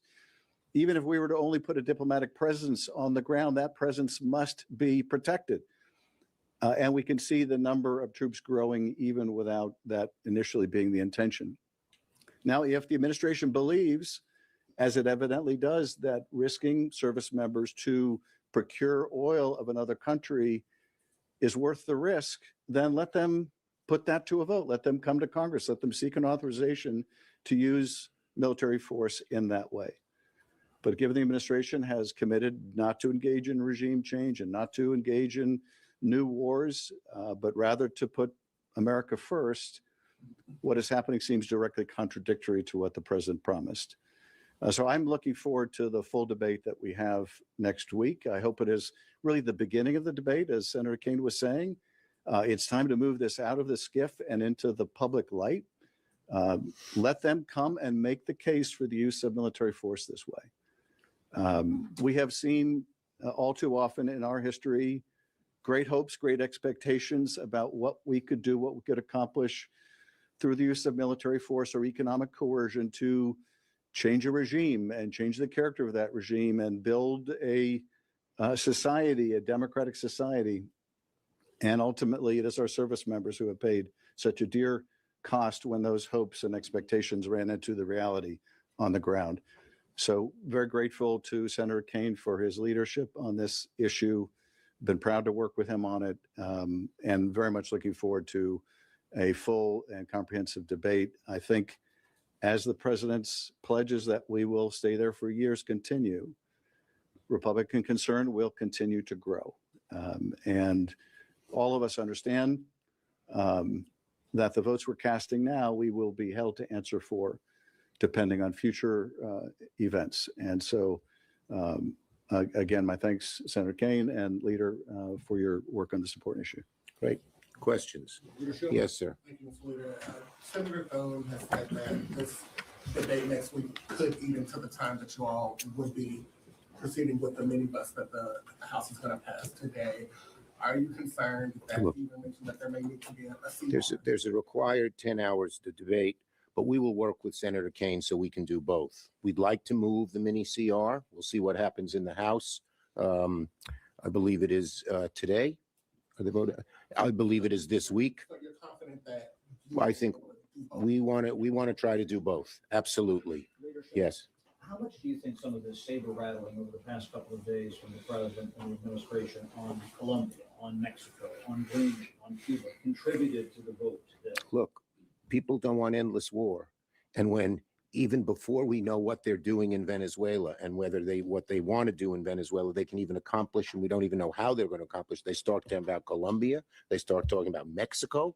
They start talking about Greenland. The American people are saying, what the hell is going on here? And what's gotten into the president's head? Yes. Senator Schumer, President issued a Feel veto free to threat. chime in. Feel free to chime in. Yeah. So the president issued a veto threat on this resolution. You don't have 67. Do you see? One day. But do you see the appropriations bills that are coming up that are needed to keep the government open past January 30th as an opportunity to put it as spending limitation? Look, we don't even know what the president, what the administration, the Trump administration doesn't even have a plan. So we didn't even know what they're asking for. Yes. Trump and several of your Republican colleagues maintained that the operation over the weekend was only for a law enforcement operation. Does this war powers resolution go far enough to prevent all unauthorized military force, or would a law enforcement operation be a loophole for the Trump administration? Mr. Kaine. Yeah. If this had just been an arrest of Maduro to bring him back to the Southern District of New York to face charges on a valid indictment, I wouldn't have called this up for a vote. And I think there's a question under the War Powers Resolution whether an arrest operation, even if it had a military escort, was hostilities that would allow this kind of a privileged vote to get a guaranteed vote in the floor. That's not what this is. Started in September, strikes against Venezuelan boats in open waters, and then the amassing of the Armada, and then the seizure of ships, and then the coordinated attack, 150 aircraft, and not just to extract the president, also to bomb military sites around Venezuela, the deposing of the government, the seizing of oil, the setting of conditions for future elections, and the promise that we're going to be there for years with the U.S. military enforcing a blockade in and out of Venezuela so they can't get anything in or out without our permission. So that means we're going to be there for years. They dirty as hell, and they dragged us into it. That's the messed up part. Nobody wants to be in a war. Now we in a war. Now we there. And we got the dirtiest president who put us there. This is where we at, in the middle of a war. This is not an arrest. If it was just an arrest, we wouldn't have been having this debate. It's much bigger than that. And that's why it needs to be put before the American public. Nor did they even claim that it's just an arrest. President kept talking, he said it in 4 words. The United States will run Venezuela. That's not just an arrest. Yeah, Tim, go ahead.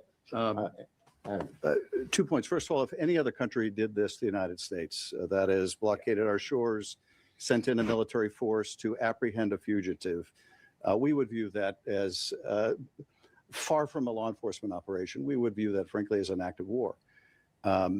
What's more, the legal rationale that this military force was merely used to accompany law enforcement for the purpose of apprehending a fugitive, Nicolas Maduro. If that were the case, that would have been the end of our involvement with Venezuela. He has been apprehended. He's been brought to court. That would be the end of it. There is no law enforcement necessity in terms of the prosecution of Maduro that we blockade the country, that we seize oil resources, that we try to change the nature of the government. So if that was a legal rationale rather than a superficial pretext, it would be over. It is clearly not over. Yes. Yes. The House, as you know, is voting today on the veto override as well as the ACA bill.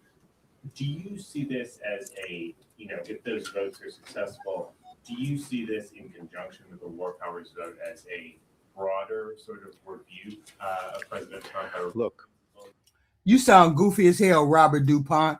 You sound goofy as hell. You don't have no reason or no basis to say what you say. Not one reason or no basis. But you ain't got no pushback for this president who got us into the war. You sound goofy as hell. Left lunatics. They should be in jail. Why specifically should this man right here, Tim Kaine, be in jail? You don't even have a reason for him to be in jail. You don't even have a reason. That's the thing. Just talking for no reason. I told y'all some of these people eat crayons. Some of these people believe this stuff that they be spouting. Ain't never had no problem with no lefty. Work with lefties, live with lefties, talk to lefties every day. And lefties are lunatics. That's wild. That's wild. And they believe everything this president says, every lie. Look, again, to quote the great Abe Lincoln, public safety. You can't tell you name one thing what Tim did that was crooked. Name one thing that Tim Kaine did that was crooked, Vicky Perry. One thing that was crooked. Not out of your imagination, not out of your fevered, goofy field imagination. Let's put facts on the table. Name one thing that Tim Kaine has done that has been crooked as hell. Just can't name nothing, just talking. Sentiment is everything. Public sentiment, in terms of how Trump is behaving as president, what he's doing as president, keeps sinking and sinking and sinking. And our Republican colleagues realize that.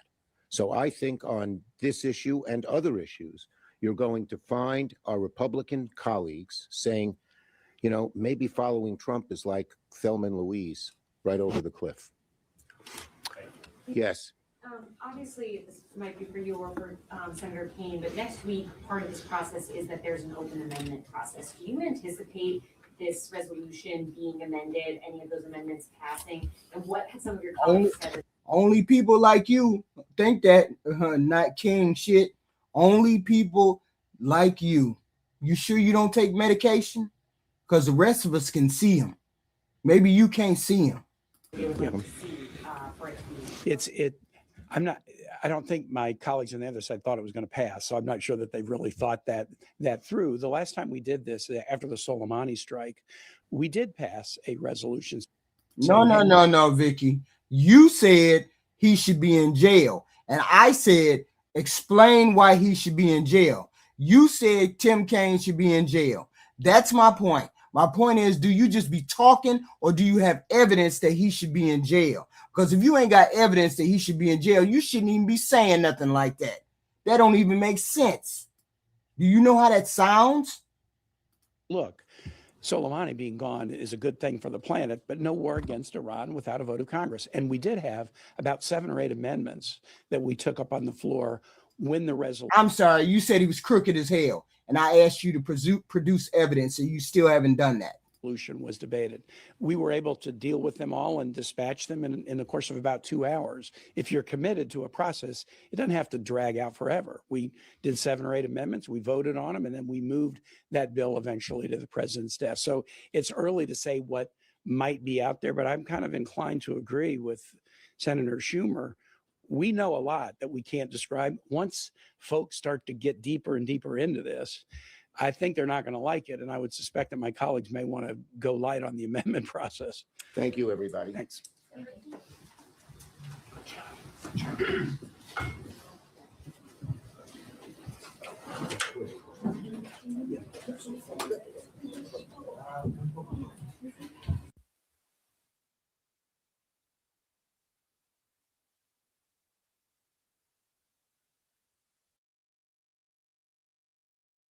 Hold on, I'm getting it. Hold on. What the hell am I getting right here? Wait a minute, hold on. Nope. Right here. There we go. Because this is wild too, right here. With Adobe Acrobat AI Assistant, I can summarize key contract details in seconds so that I can confidently explain it to both a buyer and a seller. AI Assistant helps me focus on what really matters, helping people find a place that they can call home. I hate that. I hate that.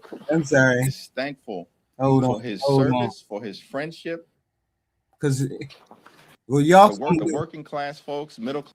This is the to cut early. down the high cost of living, to fix our broken healthcare system, and to deliver in America where working class folks, middle class folks, and everyday Americans cannot simply survive, but will be able to thrive economically.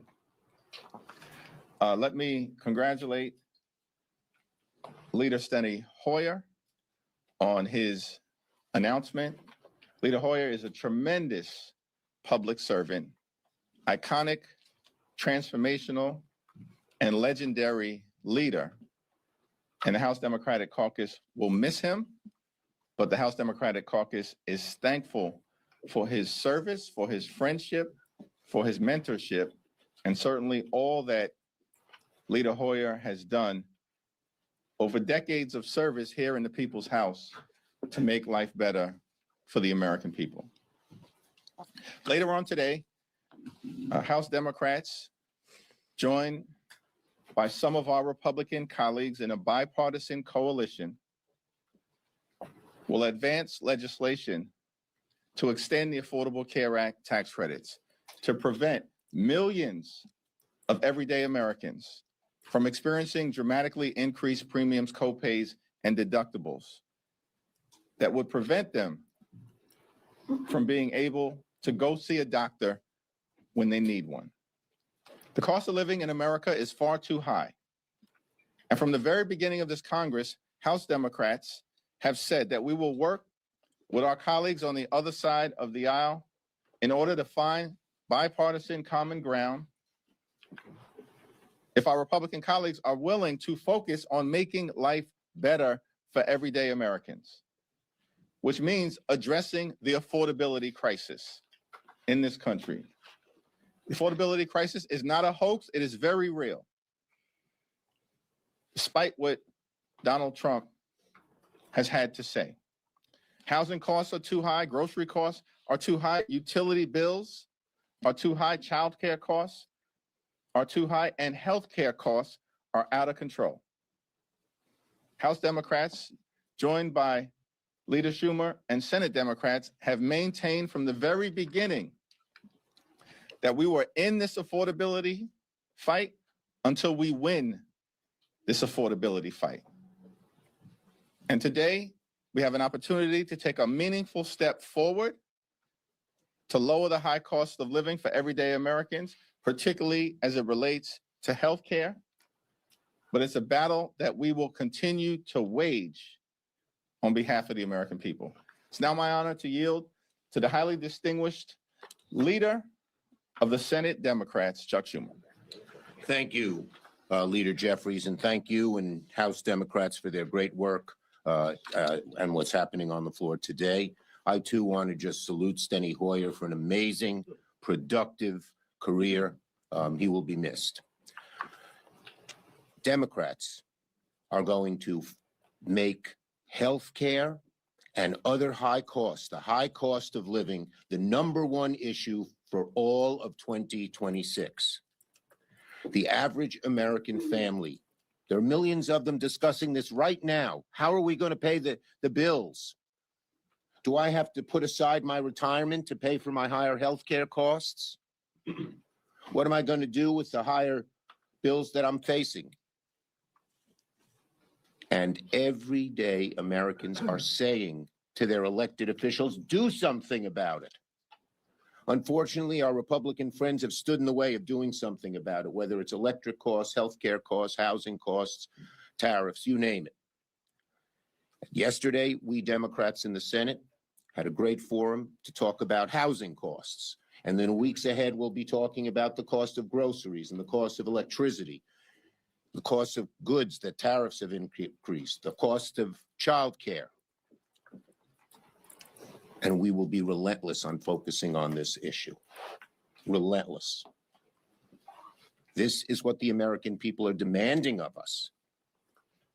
And here the Republicans are in their bubble. The contrast of what's going on today in the House and the Senate is glaring. In the House, led by Leader Jeffries, Democrats are trying to extend the credits for 3 years to reduce health care costs. In the Senate, we Democrats are fighting to prevent military adventurism in Venezuela and other countries and endless wars. Donald Trump said last night in his interview with the New York Times, it could take years to solve the problem in Venezuela. That is not what Americans want. So Democrats in the House and Senate are focusing on lowering your costs, dealing with affordability. Republicans, led by Donald Trump,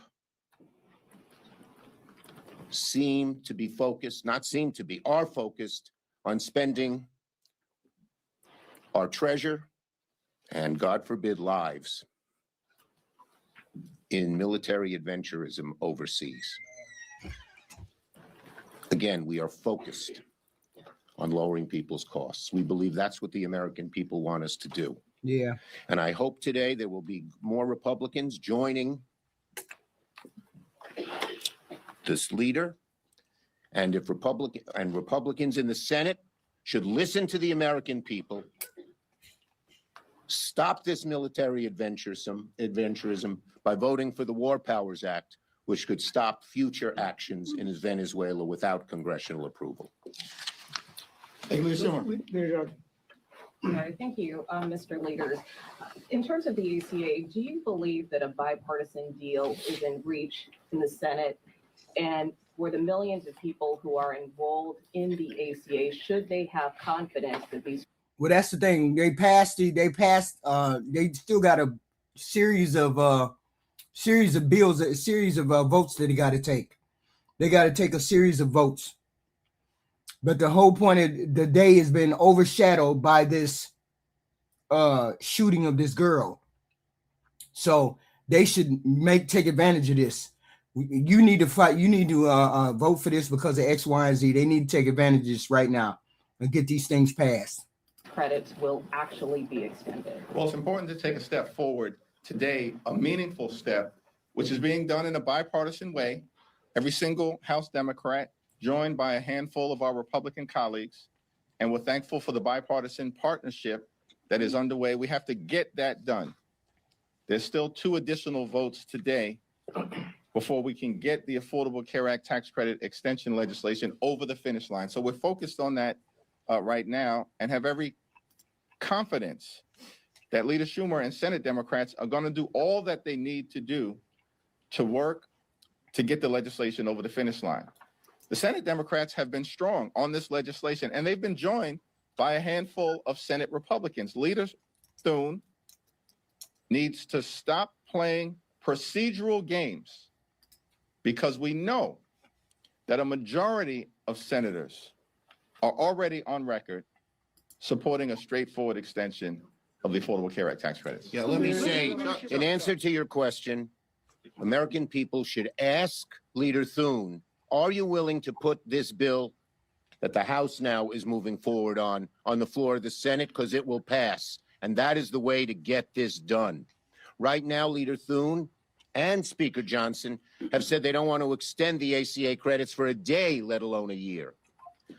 Most of the Republicans in the House and Senate want to put poison pill riders about abortion on it. They are standing in the way. They ought to get out of the way so we can help the American people. And that goes particularly to Leader Thune and Speaker Johnson. That's right.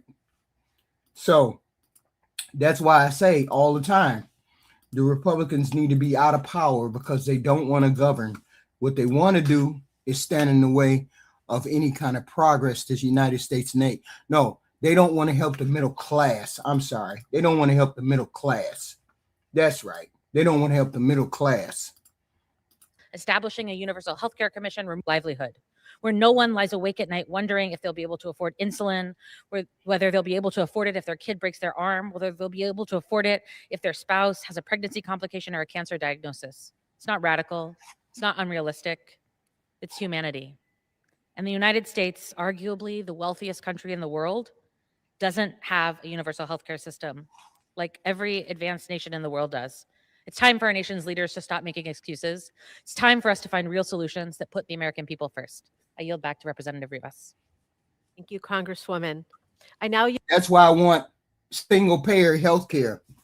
I'm fighting for single payer health care. What is everybody else fighting for? Is anybody fighting for anything? Leave me a comment about what we can fight for, because these people are spending our money and not giving us nothing. We need to fight for universal health care. We need to fight for single payer health care. We need to fight for something. Okay. You're already paying for somebody else's insurance. Now we want it to be better. We want the insurance to be better. We deserve to have it better. Instead of paying these insurance companies for our insurance, we need to be fighting for the universal health care or single payer health care. They need to be giving us something. They give away all this money to the rich people. You can give money to the poor people. And the poor people need universal health care. Yield 3 minutes to my colleague from the great state of New York, Congressman Paul Tonko. Thank you. I appreciate the gentlewoman yielding. And let me thank both Congressmember Luz Rivas of California and Emily Randall of Washington State for hosting us with this special order hour. I know, as they being two freshman congresswomen, and I know at least one other freshman congresswoman that will be joining in the discussion, just reflect the tremendous amount of talent and passion to make a difference in this freshman class. And we are so blessed to have them in the caucus. And it's so important to witness the efforts that the two congresswomen hosting us. See, the point is, you need to fucking get somebody to do something. We know the Republicans ain't gonna do nothing because they're dragging their feet on this right here. So you know the Republicans ain't gonna do nothing. The only people talking about doing something is the Democrats. So we got to go with the Democrats if we want to get some kind of health care for this nation, some kind of help for this nation, something done for the poor people or the middle class people in this nation, because the Republicans are not going to do it. Republicans only want to have power. They don't want to play. They don't want to give us anything, any poor people, anything. Okay. The president didn't do jack shit for us middle class people. Sam Bishop, y'all just be talking. There ain't one thing you can say that this president did for middle class. Not one thing you can say that the president did for middle class. No, get your ass up off the Democrats and tell me what this president did for middle class. No, I don't need to look it up. You're the one claiming it. If you're the one claiming it, back it up. Otherwise, shut the fuck up. You ain't backing up shit. You just talking.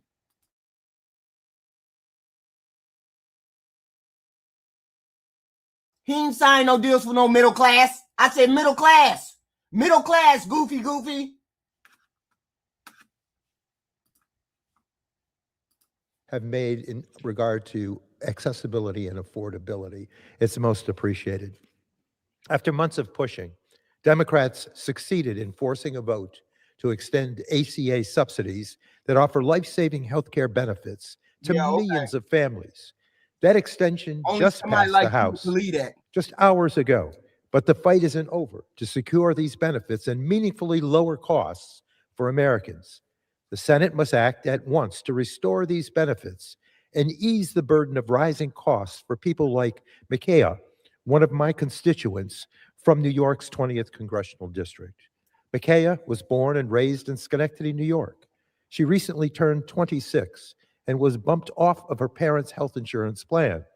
She made the smart and responsible choice to switch to an ACA plan. But because Republicans let vital ACA subsidies lapse last year, she no longer knows how she'll afford coverage. This at a time when she and her wife are thinking about starting a family together. So often I hear the reaction from those on the right saying, just get a job. Well, Micaiah already works at a job. In fact, 2 jobs, one for her local school district and one as a manager of McDonald's.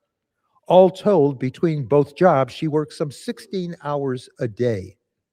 But neither position offers affordable or comprehensive enough health care, so an ACA plan is her only real option. In this, the richest country in the world, the richest country in the history of the world, this is simply unacceptable. No one should be spending nearly all of their waking hours working multiple jobs and still unable to afford basic health care coverage for themselves and their family members. Yet, this is the painful reality for millions of Americans. Faced with this impossible scenario, Micaiah said that she may try to work even more hours to make ends meet, but there are simply not enough hours in the day to work much more than she already does. We have the chance here in Congress to ease the immense burden being carried by Micaiah and the tens of millions more seeing a spike in healthcare premiums. I do urge my colleagues in the Senate to do right by families and act without delay to lower healthcare and help working family people breathe a little easier. And make no mistake, the fight to lower costs is far from over. We've got to put our foot on the gas when it comes to driving down those healthcare costs and making life much more affordable for the American people. And with that, I thank our co-hosts for yielding, and I yield back to Representative Rivas. Thank you. I now yield 3 minutes to my colleague from the great state of California, Congressman John Garamendi. Well, indeed, it is a great state because we have great freshman representatives. Thank you so very much for this special order hour and the opportunity to really talk about a critical issue for our constituents in California and really all across America. If we go back to the beginning of the Trump administration and we think about the various issues that he has put forth and the burdens that he's placed on America, one of the most important is in the big ugly bill. If you take a look at the big ugly bill and you get into the detail, well, there is the enhanced tax credits for the Affordable Care Act, and we'll talk about that in a few moments. But also in the big ugly bill is the big problem coming up at the end of this 2026 year. They have put in place a dismantling of the Medicaid program. They pushed it off until after the election, but the facts of the matter are those impacts are already being recognized across the healthcare system. It's going to affect every American, and particularly those that are relying on Medicare. Now, if we talk about what the issue is today, and thank goodness, the House of Representatives, the leadership in this House, the Democratic leadership in this House put forth an opportunity to solve one of the most critical problems that face Americans right now, and that is the expiration of the Affordable Care Act tax credits. That's happened. And today on this floor, there was a vote.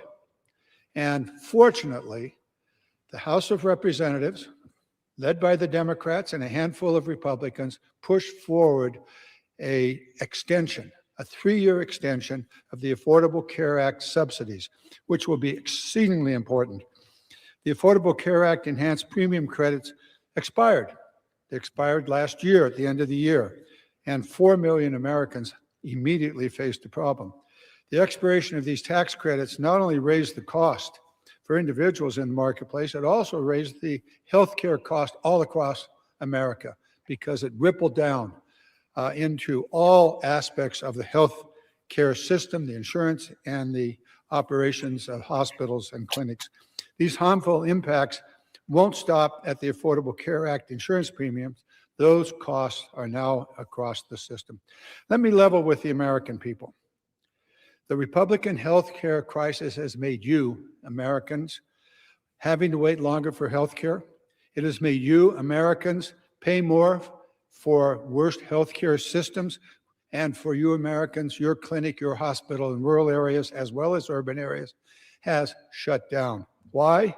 Because the Republicans have been after a challenge dating back to the 1960s when the Medicare program was put in place to eliminate the government's operations there. I appreciate the $2, Mason Dad Johnson. I appreciate it. But there's still time to avoid this crisis. And today, this House, led by the Democrats, took action to solve at least one of the major pieces of that, the Affordable Care Act enhanced premium tax credits.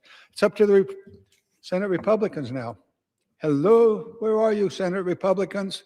Are you paying attention? It's in your House. You have the opportunity to save this system, Senate Republicans. I know that Senate Democrats are already on board. They want to do this.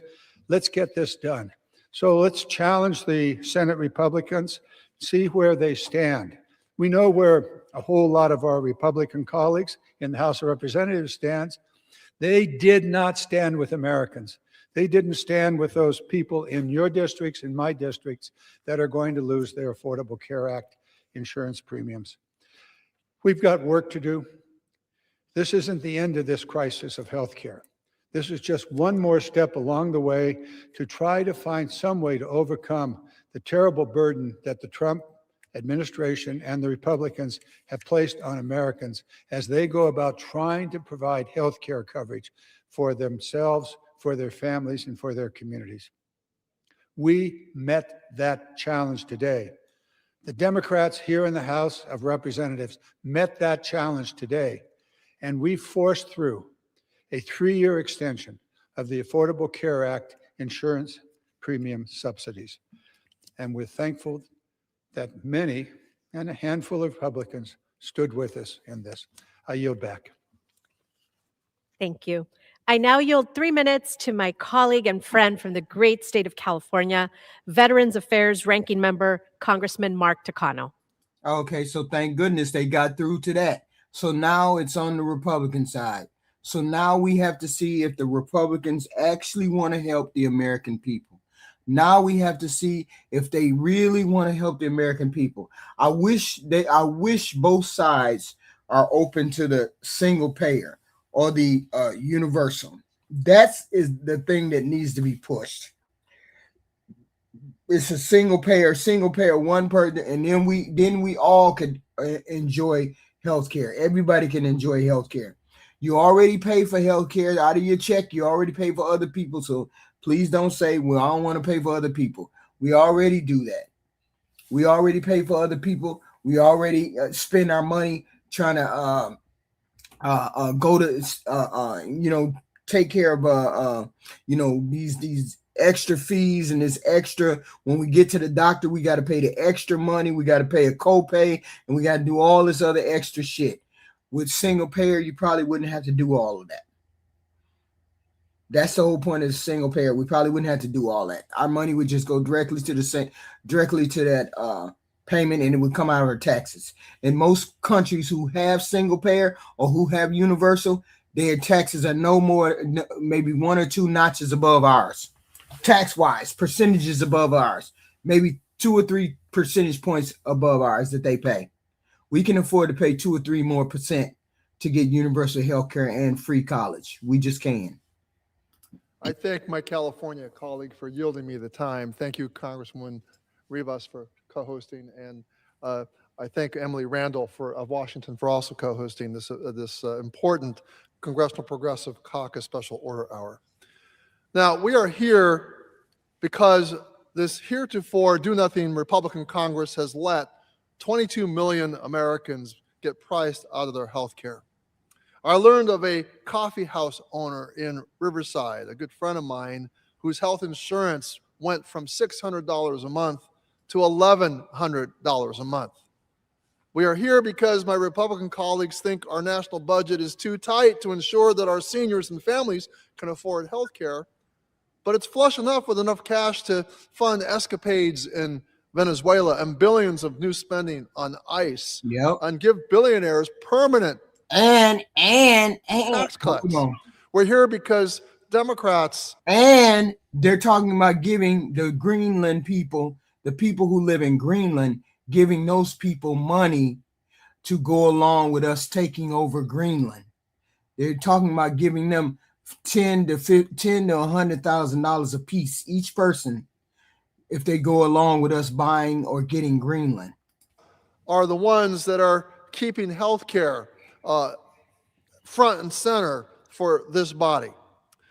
Republicans wish we would stop talking about this, that we would stop bringing it up, but we will not stop because health care is vital. It's essential to every American. It was the Democrats that forced this do-nothing Congress to actually act. Speaker Johnson, neither Speaker Johnson or President Trump wanted to make health care more affordable. So we took it upon ourselves to pass a 3-year extension of these vital tax credits. 3 years that match with the remaining 3 years of this presidency. 17 Republicans joined us to actually lower costs and to make health insurance affordable. Now, I'm sure the president will have in his mind that he should target for retribution these 17 Republicans for defying him, for defying the orthodoxy of the Republican leadership. He can choose to lead with fear, to be more concerned about Venezuelan oil, or how many more people he can deport, or how much more he can enrich himself. Or he can use his considerable influence and power over Republicans, over Senate Republicans. We saw the reach of his power today as Republicans unanimously voted for water projects for poor people in Colorado and for a Native American tribe in Florida, reversed themselves and sustained his veto. They voted for these two measures before. That is how immense his influence is.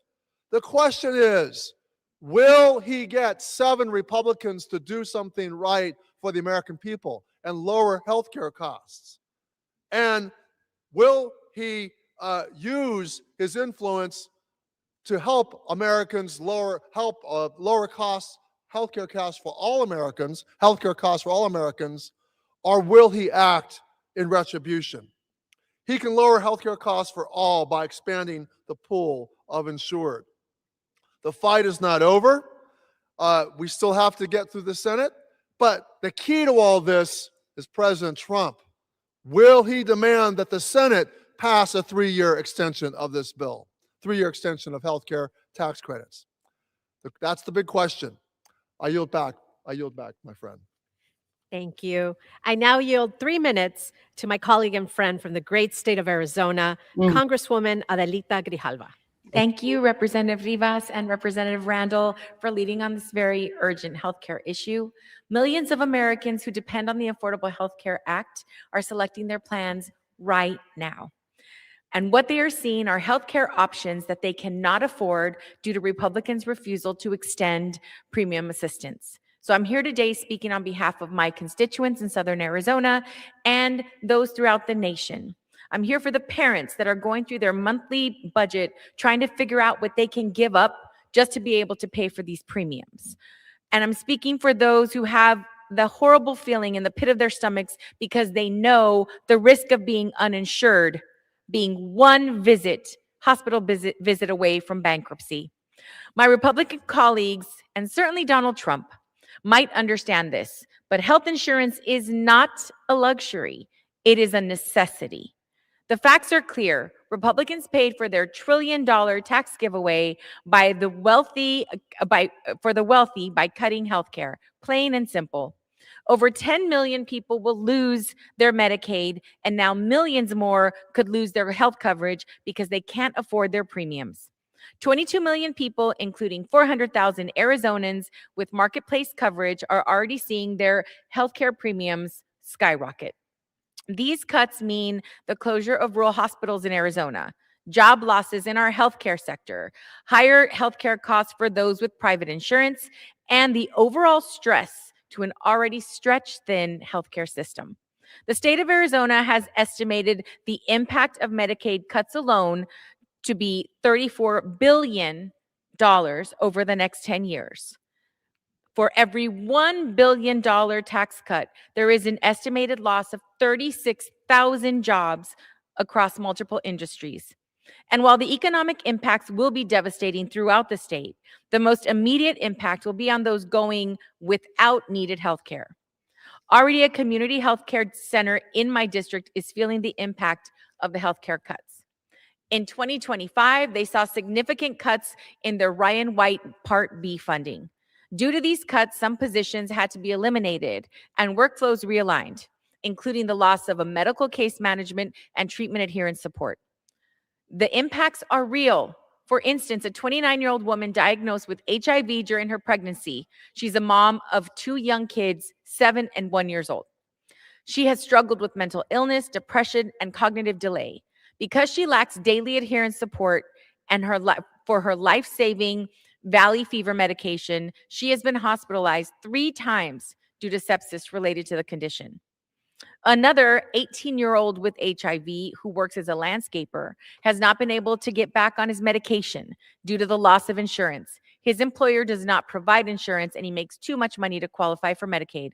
So now the health center team is trying to get support from pharmaceutical companies for this individual. These are the types of stories of real people that simply want to live their lives. Illness and disease does not discriminate. Neither should Congress. Enough of cutting programs that Americans need for basic survival. Enough of the attempts to repeal the Affordable Care Act. Enough of Republicans skyrocketing costs. It's up to Donald Trump and the Republican Party to decide if they will join Democrats to restore these tax credits or whether they will keep making life unaffordable for hardworking Americans. I urge the Senate to act immediately and take up the premium extension bill passed by the House. And I yield back to Representative Rivas. Gracias. Thank you. I now yield 3 minutes to my colleague and friend from the great state of Oregon, Congresswoman Val Hoyle. They're just making speeches. People just making speeches. It ain't no big deal. They still making speeches. They've passed everything they need to pass. We got the Affordable Care, or they got the Affordable Care Act through the House. We just got to wait for the Senate. It is what it is out here. And I hate the fact that we got to fight over the ACA or X, Y, and Z. But we got to fight over it for some god-awful reason. They want us to fight over this garbage. I don't understand. But it is what it is, and they're voting. They got to vote. We got to do what we got to do. As a result of Republican negligence. That means parents are skipping doctor's appointments for their babies, seniors are reconsidering prescriptions, and families are facing the very real possibility of going uninsured. Take Cricket, for example, a constituent in my district. At 63, Cricket is self-employed and not yet eligible for Medicare. She has relied on ACA coverage for 8 years, paying $350 a month. Last year, she suffered a head injury that required emergency care, and ACA kept her bill around $1,000 instead of $10,000, saving her from potential bankruptcy. She fears rising premiums. The ACA is her lifeline, and without it, she could lose her home and everything else that she has built. Today, the House of Representatives finally voted to extend these enhanced premium tax credits for 3 years. And despite 17 Republicans standing up to Donald Trump and to their own leadership, I want to point out that not a single Republican from Arizona's delegation chose to put their constituents first and extend these life-saving subsidies. That is egregious and that is unacceptable. There is still so much more work to do even after today's passage in the House. We must apply pressure to the United States Senate to pass a clean 3-year extension of these ACA tax credits, and Arizonans cannot afford any more delays. Let's be clear, extending these tax credits is necessary, but it's certainly not enough. We need to pass Medicare for all. We are the richest country in the world, and we pay more for healthcare per person than any other developed nation. On average, we spend at least double per person what countries like the United Kingdom, Canada, Australia, and Japan spend on healthcare. So we should be the healthiest, right? We are not. We are 48th in the world for life expectancy. And do you know what most of the countries doing better and paying less than us have in common? They have universal health care. And Americans' physical and financial health depend on us doing the same. So it's time to take real action to bring down healthcare costs for Arizonans and for people all across the United States. That means Medicare for all before more Americans lose their healthcare or go in medical debt. Thank you, and I yield back to Rep. Rivas. Okay, this is all we need to see. That's all they're doing is grandstanding. Hopefully we can get a pass in the Senate. Hopefully Thune gets them to vote on it. I don't know how soon they're gonna vote on it. I don't know how soon, when, or why, but we hope it's soon enough so the people won't suffer. But the thing is, they want us to suffer. I don't understand what's going on. Why do we have to suffer for no good reason when we can just get health care? We can just get health care and be done with it. Why? Because there was nothing to fix in Obamacare. The Republicans kept tinkering around the edges and they broke Obamacare. They broke Obamacare. They kept tinkering around the edges of Obamacare and the Republicans broke Obamacare. Just wild. Just don't be reading that. No, don't be reading. Just be talking. Y'all just be reading. Don't even be talking. Okay. The minute they took the mandate away from ACA is when it started to destroy itself and the premium started to rise. Know your history, Bud Russell. Y'all hit the like, share, and subscribe. We do this content every day. I might be back, depending on any other kind of decisions that they might be having out there. I'll be back. That Kristi Noem is a liar. Y'all do know that. They're trying to spin this narrative that this woman deserved to get killed. The woman didn't deserve to get killed. The woman didn't deserve to get shot in the face. I don't care how you did it, how you slice it. His level of scared or whatever, his level of violence was too high for what she did. And I likened it to the young man who got killed under the tent at that school event but that young man who got killed under the tent by that other young man who stabbed him in the chest. People kept saying he felt threatened. Okay, he felt threatened, but did it rise to the level of him pulling a knife out? No, it did not. Same thing with this ICE person. Did he feel threatened? I don't know. Maybe he did.